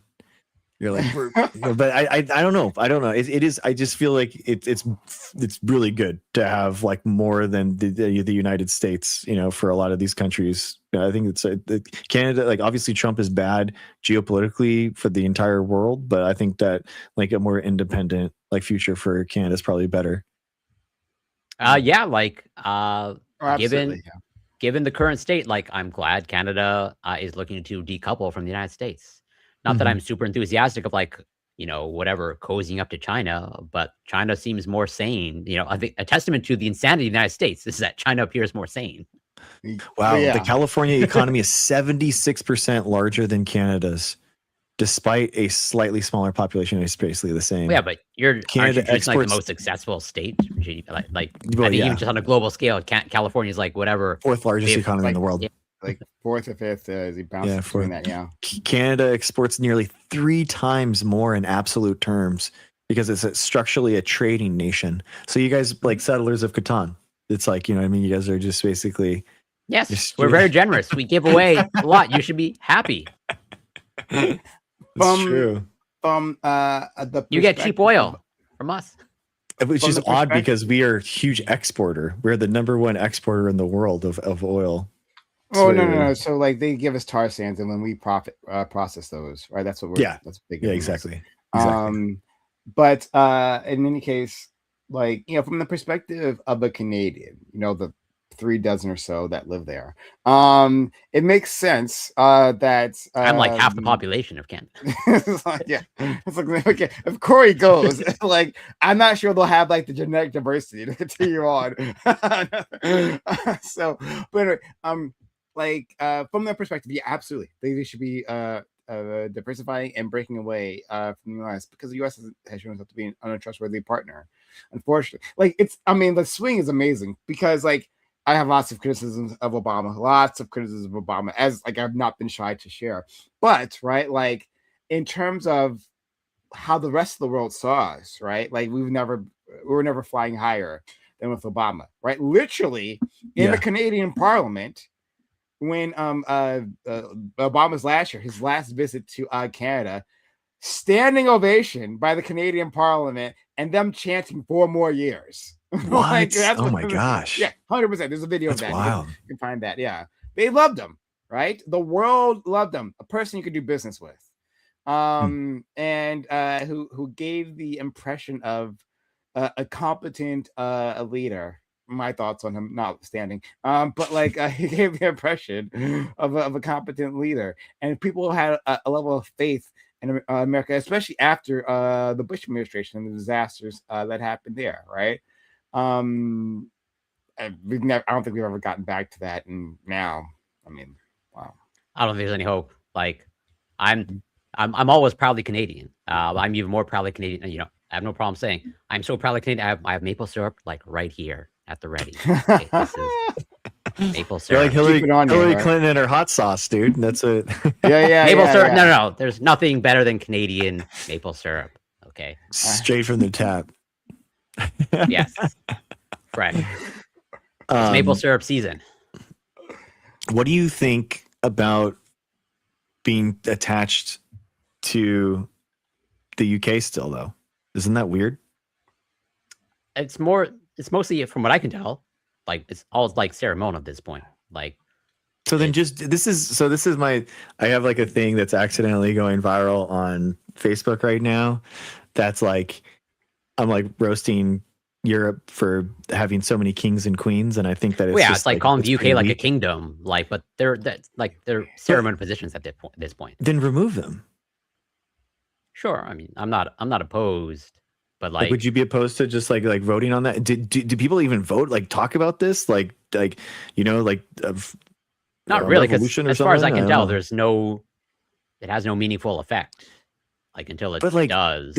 So this is what I don't understand, dude. This is like the one thing about Trump that has taught me anything is that these like handshake agreements of like, oh yeah, it's just ceremonial. Like, do you ever think in an actual civil war or something, do you ever think that the king would just like sit there and lay down arms and lay down the government and be like, oh, okay, you know, you guys are coming after me, but oh, whatever, you know, like I think that he would. It wouldn't be a civil war, right? You mean Canada against? You mean like a coup d'etat or something? Yeah, like a military coup d'etat or something, or something like where it's like, yeah, it's like within the governmental structure of like, you know, Canada, like the king would fight. Like it wouldn't be a vestigial organ. It would definitely have some thorns to it. So it's like these handshake agreements is so weird to me. Like just get rid of the king and the queen now, if that's what you really think. I think we just are more civil here and have maybe more. I don't actually.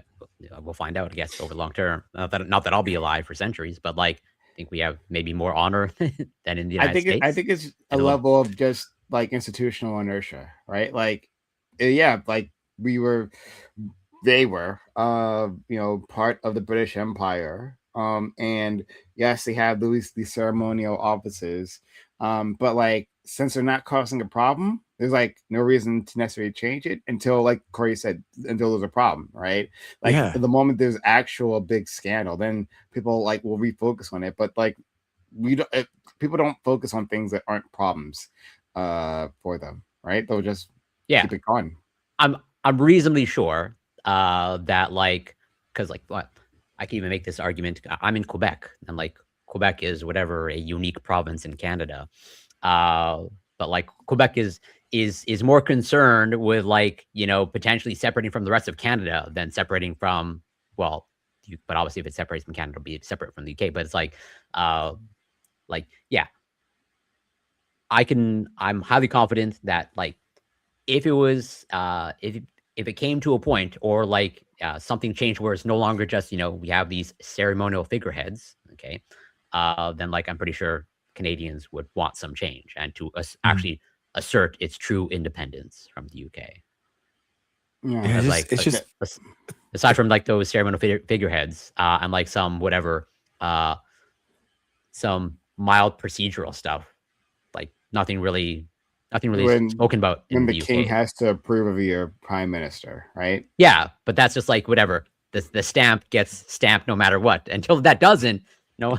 Yeah, dude, that's what I'm saying. Like it's this whole Trump thing has taught me. It's like these handshake agreements don't mean anything, man. And if you look at the constitutions of a lot of these countries, like the king has presiding power over parliament. He can dissolve parliament. So it's like it's not ceremoniously, and the UK actually doesn't have a written constitution, which is like pretty crazy, but it's true. England does not have a written constitution. They have a bunch of like the decisions that have been made, like they have common law, you know, over time. Yeah. That is written, but they don't have like a solidified like written constitution. So it's like it just seems very ephemeral to me and weird to. Yeah, but I think that's an American like. I understand, and like, there's a point to this notion that, you know, the Constitution is like this inherently like a good thing, like, you know, an actual physical document that you can point to. And it's like, you know, things, but like, how's that working for you now? Like, as in like the Constitution, and if anything, I would make the case as of now that it largely like handcuffs you. Of like, yes, is it good to have a document that maybe points to some fundamental values and principles? But at the end of the day, if you want to be around for like whatever 500, 1,000 years, like you have to be able to evolve with the times. Like, and if you're just handcuffed to this document of like, this is what the father, like, is get to the point of like, this is what the founding fathers wanted 2,000 years ago. You're gonna be having that argument, like that's I think that's ridiculous. That would be a ridiculous argument to have. You know, 5,000 years. Interesting. From now. Yeah, so it's crazy. Basically one of the in the 2008 Heller decision for the Second Amendment, they're talking about like where the Second Amendment came from, and it's basically some like 1538 common law. like Scalia is in the oral argument talking about like what these guys meant and like literally like 1538, and it's so funny because then you have like literally hundreds of American bills in the United States that have been okayed by judges in America saying that, these types of legislation in order to, regulate firearms is completely legal, but yet like Scalia is like talking about some 1538 document. It's just very weird. I don't know. Right. I think the idea with the Constitution is that it gives you like, is something that you can kind of like move forward with. I mean, but you're not. I think you're right in the fact that there's been a big problem in the United States is that I would argue that one of the problems that we are in and why we are here is because we haven't continued to amend the Constitution. Like we haven't been able to like have like a amendment for women's rights so and high, stuff like that. Right. That's like virtually like I definitely agree with you, Greg. Yeah. I think you're right there, Greg. Sorry, go ahead. I was just going to say, like, I don't think there's any expectation. Like, I think it's more or less seen, like, or viewed at, like, it's impossible to amend the Constitution to the point. Like, it's just like... It's like 75% of states. Yeah. Yeah. It's pretty much impossible as it stands. And we have some structural issues that keep us moving forward, right? One of the biggest being the Senate. The Senate's a disaster. Where, like, a small amount of population, right? And the more backwards looking percent of the population has a much greater effect on politics because of the Senate. The Senate's a complete mess and needs to be reformed, but it takes a constitutional amendment. There is like the filibuster. Well, I wasn't talking about the filibuster. I mean, filibuster. Okay. No, I'm talking about. I'm talking about the Senate in general. It's a very structure of the Senate. The filibuster is just a rule. Yeah. It's just a common, yeah, exactly. Yeah. Like each state getting equal representation in the Senate is an absolute complete disaster. It should be proportional representation, like to the population, because now like a minority of the country has a disproportionate say in how the country is run, and it's a complete and utter mess. And it stops a lot of legislation that will help us move forward or just be more responsive to the people and what they actually want. The Senate's where good legislation goes to die. So that's a big issue. There is, the fact that we don't have equal rights amendment, for our women, right? Mm-hmm. And like the economic loss for women because they aren't protected, in the same way, right? Like, it's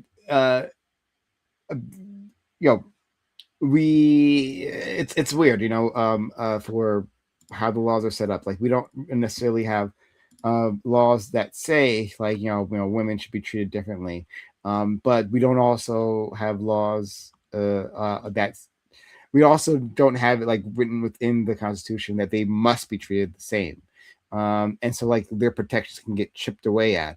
Anyway, they're because they aren't operating at their full capacity, women, right? Because of their structural barriers, that's a level of dynamism that's lost within our economy. There's a whole list of things that should be changed. So again, I'm just like, all I'm doing here is agreeing with Dr. Greg here. And that how dare you? Yeah. And that like the Constitution needs to be changed. And I think Corey, it's an interesting idea what you were saying previously, and it's not an idea I've necessarily heard of, but being American brained, but talking about how like the Constitution handcuffs us, like I've had thoughts about like our lack of ability to amend it, but like thinking about like, well, wouldn't it be strange to be like pointing to these documents in a few centuries? But to be fair, actually, that's exactly what England does.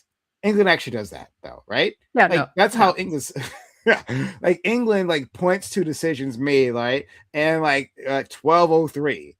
They'll point to like a decision, like literally, that's how they work. But they're not So upholding this document like this is the foundation of which our entire country is built upon, at least from what I understand. Like, I agree with you. Like, there's some similar rhetoric, but like, like it literally is like the Constitution is like the supreme law of the land type thing. But yeah, continue. Sorry to interrupt. No, that's fine. Yeah, but that's interesting idea of the Constitution as handcuffs. I'll have to like play with that idea in my head a bit more.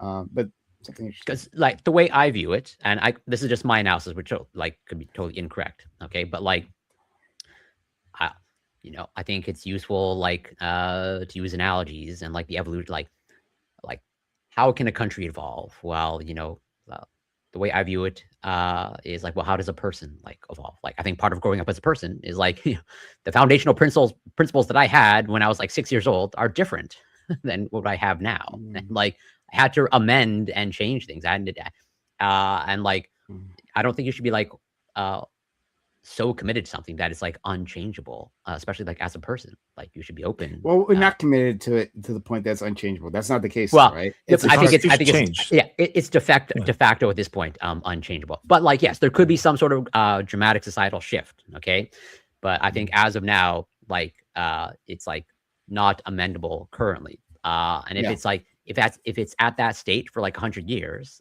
it's like I think you are handcuffed. Just like there's no room for updating. And like just like a person should evolve in updating their principles, even their foundational ones. I think a country needs to be able to do the same thing. Not to be able to just. That's why I framed it as like handcuffs. Is like, well, to have these debates over and over again on a document like 500 years in the future would just seem, like I said, strange to me. Yeah, I mean, I think people in even the Supreme Court will talk about like the idea is to try to understand what the framers like intended in their speech, but like that's like me pointing to my mother saying this is what my mother intended for me. It's like, well, who cares? I don't care. Like, what do I want for me now? But like today, I think 2026. I also think that it's really weird. Historically, there's been a lot of things that have been normal in American history that like politically that happens all the time, and yet we kind of, just because it doesn't happen recently in recent memory since like the internet, then we don't really, it's not a thing that we think about. Like the filibuster was never a thing. It just really wasn't until 2008. It just never like was really used. Like changing the Supreme Court seats, like that was completely that happened all the time. Changing the amount of states happened all the time. So like you could literally have like a Democratic president come in and change all of those. Like admit DC and the territories as states. The Dakotas actually got split into North and South Dakotas precisely for in order to have more rural representation. So you could like even split up really populated state like California or something.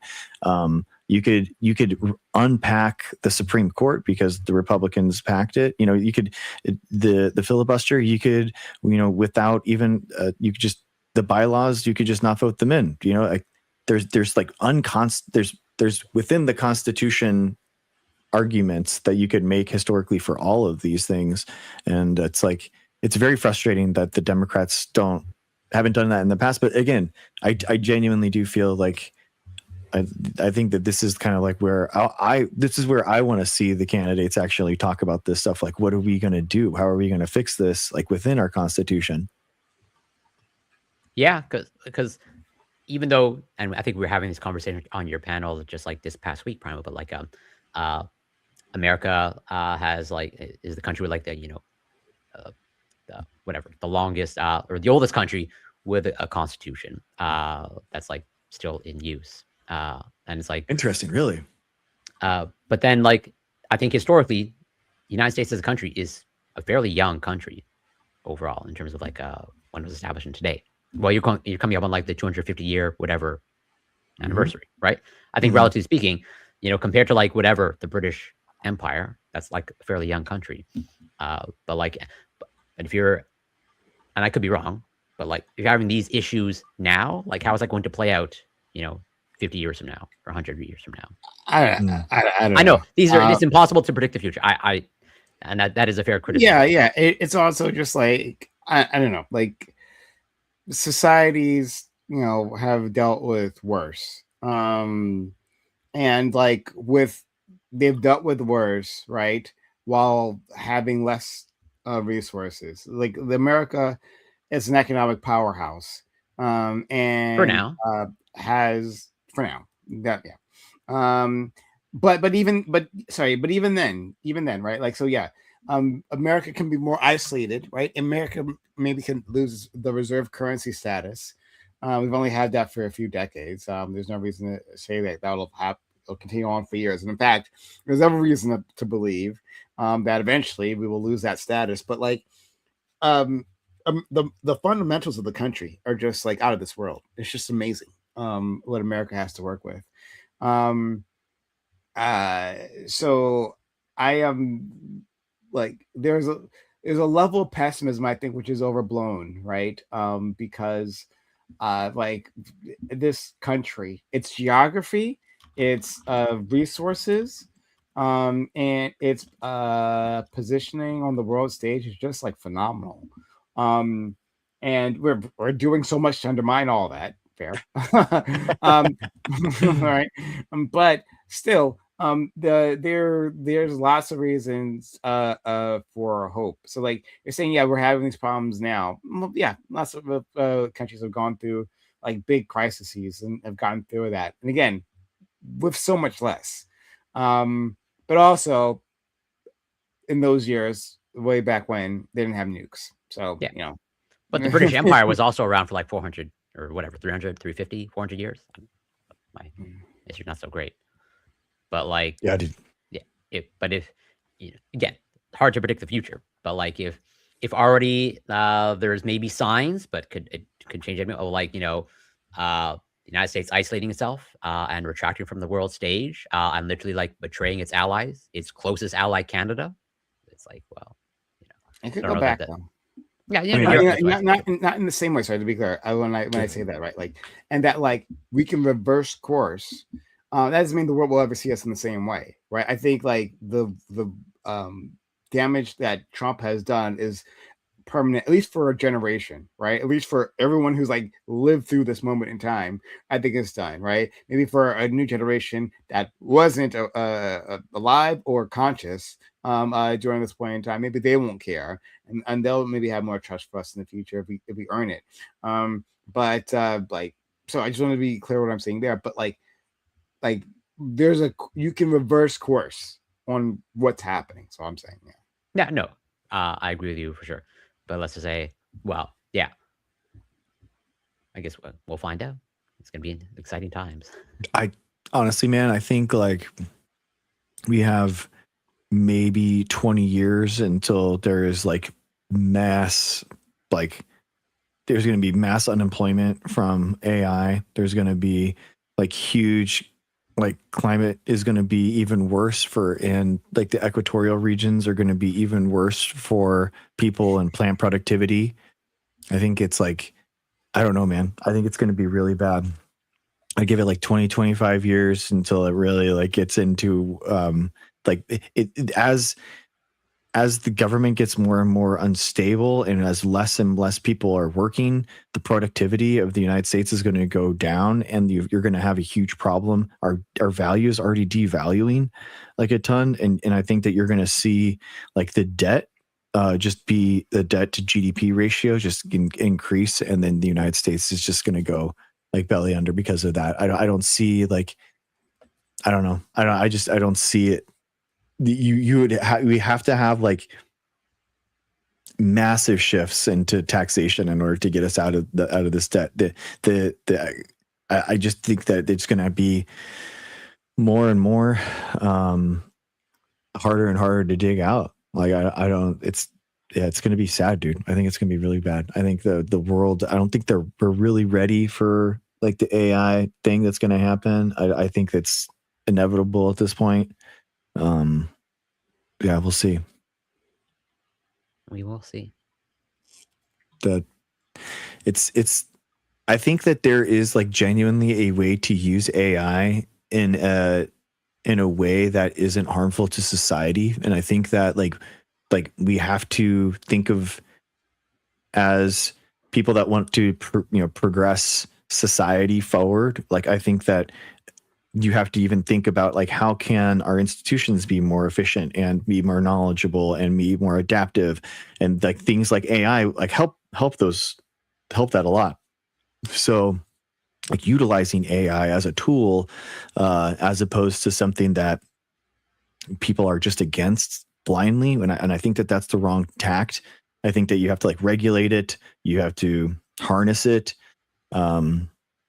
because then maybe, just maybe, like we have kind of like a leverage, that it can be our leverage against the power of not entirely of a billionaire. You know what I mean? Like the power from capital is like its own thing and its own capability, but it's an ability for us to actually leverage our power as like the bully pulpit, or the working class. It's interesting tracking the sentiments of, let's say, North Americans towards AI versus, from what I understand, at least I haven't looked too deeply into data, but from what I understand, like, people in the United States or North America are generally, let's say, I think, overall negative towards AI, or they don't view it as an overall positive, as opposed to, like, I think if you look at like survey data in like China, like they're all like on board, as in like they can't like they view it overall as a positive, and like they really like it, and they can't wait for more of it. I don't know exactly what that says, but I agree with you that whatever, how to deal with AI and the potential instability that's going to introduce is going to be a major problem. But as of now, I see no reason why anything is going to be regulated when it comes to AI. I think Trump is staunchly against regulating AI. Did he like pass some sort of executive order saying like, don't regulate this like whatsoever? They've always been like, I mean, obviously the governments, because of the representative style, right, are going to have to be like, they're going to be laggards and like having that mechanism happen. They're not technocrats, right? They are not on the precipice of the technology advancements as it's happening. But like I think as a function of like having really old politicians and AI moving so quickly, that we've like uniquely found ourselves in a spot where these guys like literally 10 years ago just had the internet explained to them by an aide over lunch while they were at, Sizzler. And now these same people are supposed to be trying to regulate AI and try to like save us from this these problems that are happening. There's no chance. There's no chance, man. I agree. The bigger reoccurring conversation of like, what do we do with this gerontocracy with the United States? Yeah, dude, people got to get involved, man. People got to vote. People have to like actually get involved, and it's like that's the craziest part. The amount of people that just aren't involved into politics. I don't know. I do think that like you absolutely impact their material conditions, but I don't think that it should be like okay in society to just not vote. It's a consent issue, dude. It's a consent issue for me. These people are having their lives changed irreversibly if in the future, and I need to know what path you're like want to go on. Like it's a huge problem for me that so few people vote. Well, probably not the time to rehash the conversation about age limits.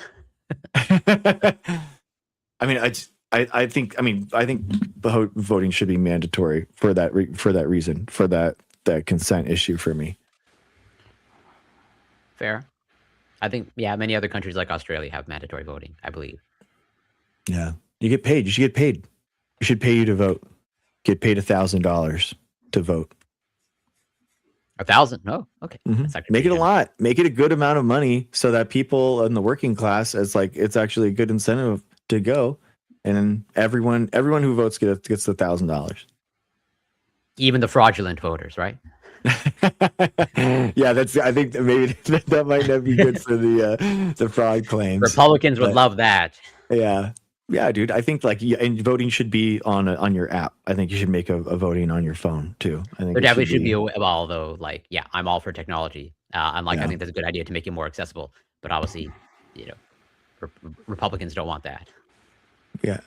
I don't know if that matters, man. I really do. I think like really you could get a lot, like Trump has really showed that you can really be like flex the national security muscle and get like pretty much nearly anything done. And you have, not only do you have like immunity, like you can never face any repercussions for it, but then also nobody can even investigate why you made those decisions or what went into those decisions. So Or the it's like, investigation comes much later. you're immune. You're still immune. Yeah. That was the Roberts decision. So it's like, I don't know. I think we have to save the country and the world in this pit that we are like heading towards. And it's so depressing because things are like, science is like rapidly improving so many things. Like we literally have gene therapy medicines that you just inject one time that can like cure your genome of a disease that you were born with. Like serious Star Trek shit, man. Like we're actually like doing really cool stuff and understanding how the world works in new ways, and like the most basic and the most benign decisions like vaccines, like we're debating that stuff. Like it's like fucking crazy, dude. Yeah, it is. So then, if I'm understanding you correctly, like you are essentially in favor of like, well, essentially using this unitary executive theory for democratic purposes. Well, for when I say Democratic Party purposes. I think like I think that you have to play the game as it's being played. And it can't be that Democrats play by the 1788 Constitution and Republicans play by the 2025 Constitution. Like, I just don't think that that's fair. Like, I don't think that that makes any sense. So, I think I personally, I like more democratic means. I like more, I would put more elements into that, but maybe the democracy is voting this person in, and I don't, maybe that's it. I don't know. Yeah, no, I largely agree with your sentiment. It sucks though, man. It sucks. As in like the Democrats, just like the Constitution should not be handcuffs. The Democrats should not handcuff themselves to like, yeah, let's be civil and polite because those were the norms. Okay. Yeah. Exactly. At some point, if one party is like rejecting or pretty explicitly making it clear that they are not playing by the rules or they don't care about the norms, like why should you?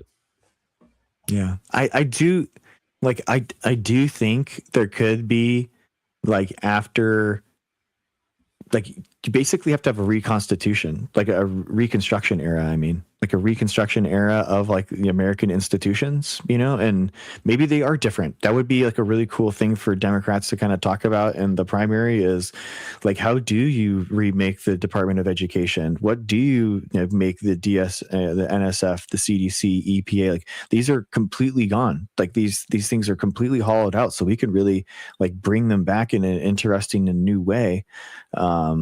Like what are these things? But on the plus side of their demolishing, we can rebuild from scratch. Yeah, dude, for real. I mean, like, I think, no, I mean, like that's fair. But like trying to make, government should be efficient. We should be proud of it.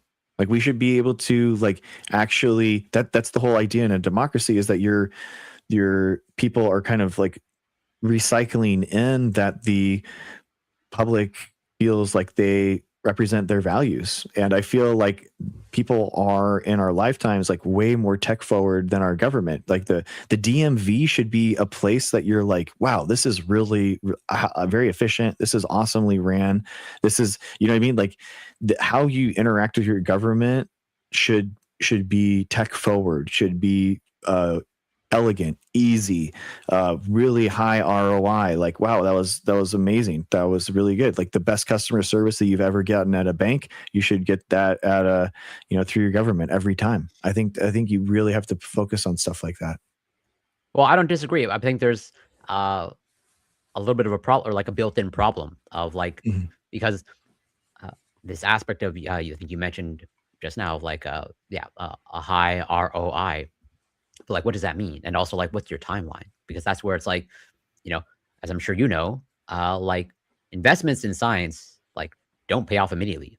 And if Oh, I anything, they meant probably like where you go to like have an interaction with in like for the DMV or the state or something like that, and it was like, wow, they really helped me out really easily, as opposed to like right now I have this thing with Bank of America. It's like I don't even want to go into it. It's insane. I'm having to go back and forth to the physical bank. I don't even bank at Bank of America, but I have to keep going back and forth at this thing in order to make this account, transfer this money, close this account. It's a huge pain, and like every single thing that I go to takes like 5 days to happen. It's an awful procedure. It takes forever. You know what I mean? That's a very low ROI the position where I'm like, it's painful. Everything takes forever. It should not feel like that with your government. Like it should be, especially with AI, especially with the internet. The institutions should be able to respond quickly. should, but like that's one of the things of like the infrastructure has to be like constantly upgraded and like worked on. But like to do that, like here, I'll use the analogy of okay, EVs and the infrastructure for EVs. Okay, as of now, like well, for a variety of reasons, having widespread EV adoption in the United States is like pretty much non-viable. And one of the reasons why it's non-viable is because like you don't have the infrastructure there of like charging stations and all that stuff. There was a push, I think, during the Biden administration to like build out this infrastructure. But like, would that happen on Biden's like, well, while Biden was offered? Probably not. As in like investing in infrastructure like that probably takes, I would imagine many, many years, 5-10 years time scales. But like, that's where it's like, Biden would not get credit for that. As in things that take infrastructure that takes 10 to 20 years to develop, there's literally no incentive. As in, I will not be in office. It's not going to lead to me being more in office because I'm limited by 2 terms. Okay, it's like there's literally you don't get the fruits of your labor. I'm not saying that should be the motivation for a person to invest in infrastructure, but I think that is, let's say, one of the disincentives of like, why would I invest in something that's going to take 10 years to develop when I'm going to be out of office in 8 years? Exactly, dude. The infrastructure bill was something that I had heard that George W. Bush wanted to pass. Like I remember that they were like, we're going to get an infrastructure bill. They're lagging infrastructure, constantly since the early 2000s. And like literally George W. Bush, Obama, Trump won, like, and that actually got passed and by Biden. And it's like, that was a really huge thing, and it's crazy that it actually got passed and that he actually wanted to spend it well, and he didn't want to just dump it into a bunch of inefficient stuff, but like you said, big huge infrastructure improvements take a long time. But again, for the budget reconciliation bill with the Trump massive omnibus bill, they had to zero out the tax cuts for billionaires, and so they used $400 billion of that money for tax cuts for billionaires. So it's all gone now, which is just crazy. But yeah, and I was going to use the analogy of like investing in like I don't see why like just about every country, even including Canada, underinvests in science. But like I understand that like for bad reasons because it's like payoffs in science take 5-10 years, if not more, 20 years. And it's like, well, I'm not going to be prime minister, and I'm almost certainly not going to be prime minister in 20 years. So why would I do that? It doesn't lead to anything tangible. And since you can't point to it other than saying, I gave money to these researchers, and I'm hoping that in 10, 20 years, something happens. That's enough. Yeah, man. I think no one buys that. I think like you got to make things that people see in your term. I think it's inefficient, well, even if it takes, I think that's one of the advantages of China. Of like Xi Jinping can point to, like he has every plans to be around for whatever until he dies, probably, I imagine. Sure. Okay, or whoever he appoints as his successor. It's like, and China's making massive investments in science. Now, I'm pretty sure it's not for for a variety of reasons. One is like, yes, I think one of them is like there is the built-in incentive of like, I plan to be around in 10, 20 years, and I will get the credit for that in 10, 20 years. And that will be my legacy. As opposed to, if I'm only thinking in 4 or 8 year increments, I'm not going to invest in anything longer than that. Yeah, I think that's. I agree with you. I mean, it's the game right now is to definitely like get everything passed and implemented in your 4 years, because you need to get it done, because it could be rated by the other party. So even if it's double, even if it's costs you twice as much to get it done immediately, you take that every time. So that's just what's going to have to happen. I mean, it's more inefficient, and it increases the cost of everything dramatically, but at the same time it's getting done. And like maybe the rate of technological change means in the end, like you're investing early in new technology, and I don't know that maybe that would be some way of getting out of that. But I agree with you that there are like long-term science experiments that you have to invest in for long terms. Because like from what I understand, like United States now more than ever is not investing in renewable energy. Like Zero. Trump is against, windmills and whatever reversing quote, it. green energy. Yeah, exactly. You're going Yeah. in the opposite direction. But like, Yeah. I'm pretty sure every other country around the world is like moving the opposite direction. But that's because it's like developing countries, like whatever countries in Africa, it's like they are building from scratch, as in they have a choice. Do I invest in solar panels from China, or do I start drilling for oil? Well, I think the answer is pretty clear for many countries, especially now with what's going on in Iran with energy prices skyrocketing, and it's all at the whim of one person in the United States. Well, might as well invest in some renewable solar energy. Yeah. Yeah, dude. It's the United States, the inability to like invest long term, and the problems inherent with our Constitution now that Trump has outlined because of the Justice Department being inside the executive branch as opposed to under the Supreme Court, like has basically showed that I don't think that there's any coming back from this. Like there's basically going to be stopgaps of Democratic presidents trying to do their best to trick whatever progress it is, but it's always going to be able to have like that ability for that Republican to just go full fash, and we can't like stop it. I don't know, unless we fix that problem in our Constitution. Like I don't see it. I don't see anything else changing. Like unless I just don't. I don't think the money from the billionaires and stuff like Elon Musk and stuff. They're going to want more and more. And the Republicans are just the party of the billionaires, and they're just going to keep pushing for that white ethno state. Well, I don't know. Canada. It sucks, dude. I don't see. I really don't see that that's going to be just the future that the United States has. I don't know. We have to do dramatic changes in order to get to anything else. I agree. Well, I'm hoping for both of your sakes and all the American friends and family. Me too, man. That's why, dude. That's why I'm like so like pragmatic in this. Like that we have to like make like, and we have to be. This is so important. We have to make any progress that we can. Like it's like all hands on deck. Like it's the same level of like hysteria that I have like around everyone should be vaccinated. Like everyone should be voting too. You know what I mean? Like we have to have, this is such a crazy point. And it sucks, man, because every election, it seems like everyone's just like, this is such an important election that you need to vote for. And it's like, but like what if it really is this time, and it sucked in 2024 that so many people stayed home and didn't vote, man. Like, and allowed this path to happen. It's awful. Hey, don't blame me. I didn't vote, but that's because I can't. It sucks, man. But yeah. But dude, that was a really interesting conversation, Prime. I'm gonna have to check. I'm gonna really dive into like the question, just so that we're both on the same page, was what do you think that made the Democrats and the USA, like two different groups, I'm curious, like more upset or mad, like the 2008 financial collapse or Trump as a presidency? Is that how you understood the conversation? I want to like deep dive this. I'm really curious. Maybe it's a bubble thing, dude. I want to learn. So maybe I'm really curious. Is that how you understood the question? I guess, which one had the bigger impact? Okay.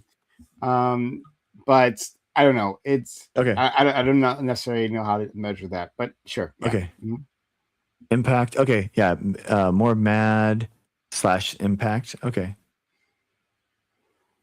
I Okay. mean, Yeah. like, I'm really curious about it.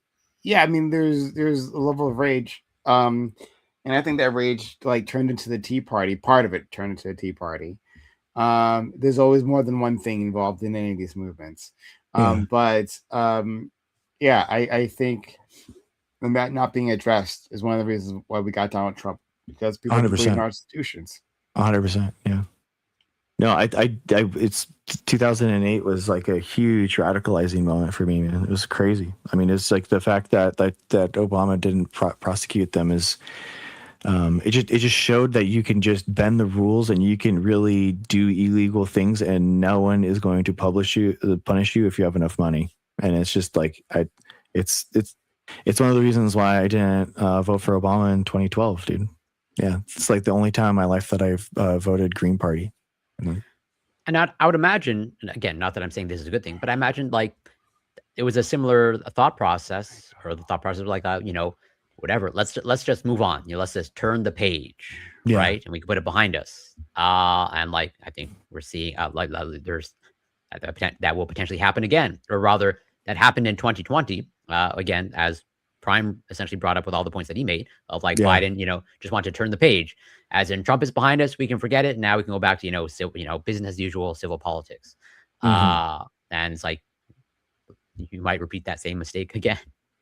I think, yeah, I think that it was the Democrats' like olive branch to the Republican Party, and they didn't take it. And I think that people are more frustrated now. But maybe maybe that's just me.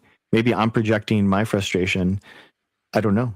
I don't know. I hope there's genuine frustration to the point that, like, yes, they do not want to take the approach of let's just turn the page and forget this all happened, right? Just like Republicans, as far as I can tell, like they don't recognize George W. Bush.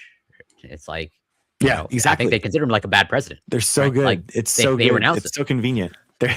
That's so convenient. They're just like, oh, we don't talk about George W. Bush, and you're like, oh, damn. And I can imagine, or I can see the world where in whatever 10, 15, 20 years, like Trump will be treated the same way. I'm like, we don't talk about that.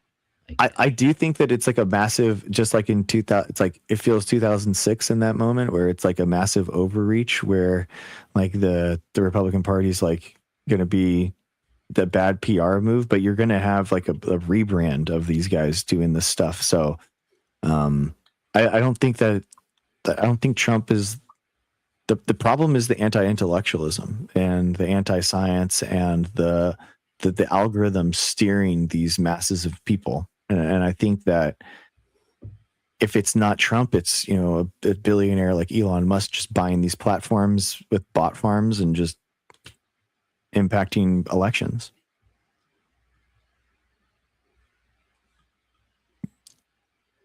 Yeah. All right, guys. Well, anything else that you wanted to say for like closing statements or anything? Find me on Twitch, Twitter. Why am I always bad at this when I come here specifically? Twitch, YouTube, kick.com/PrimeKai, PrimeCays. We'd love to have you. We have really fun debates.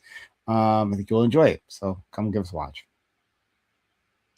And you can find me, well, first of all, always great to be here. And you can also find debates here as well on our show. But these, I think, are debates of a different kind that are, well, still just as spirited and passionate, but like, I think maybe a higher level of debates. But yeah, you can find me on Twitch, Corey Campbell 94, Twitter, X, YouTube, Instagram, Substack, TikTok. It's Corey Campbell. And yeah, as always, great conversation. Thanks, guys. I appreciate you.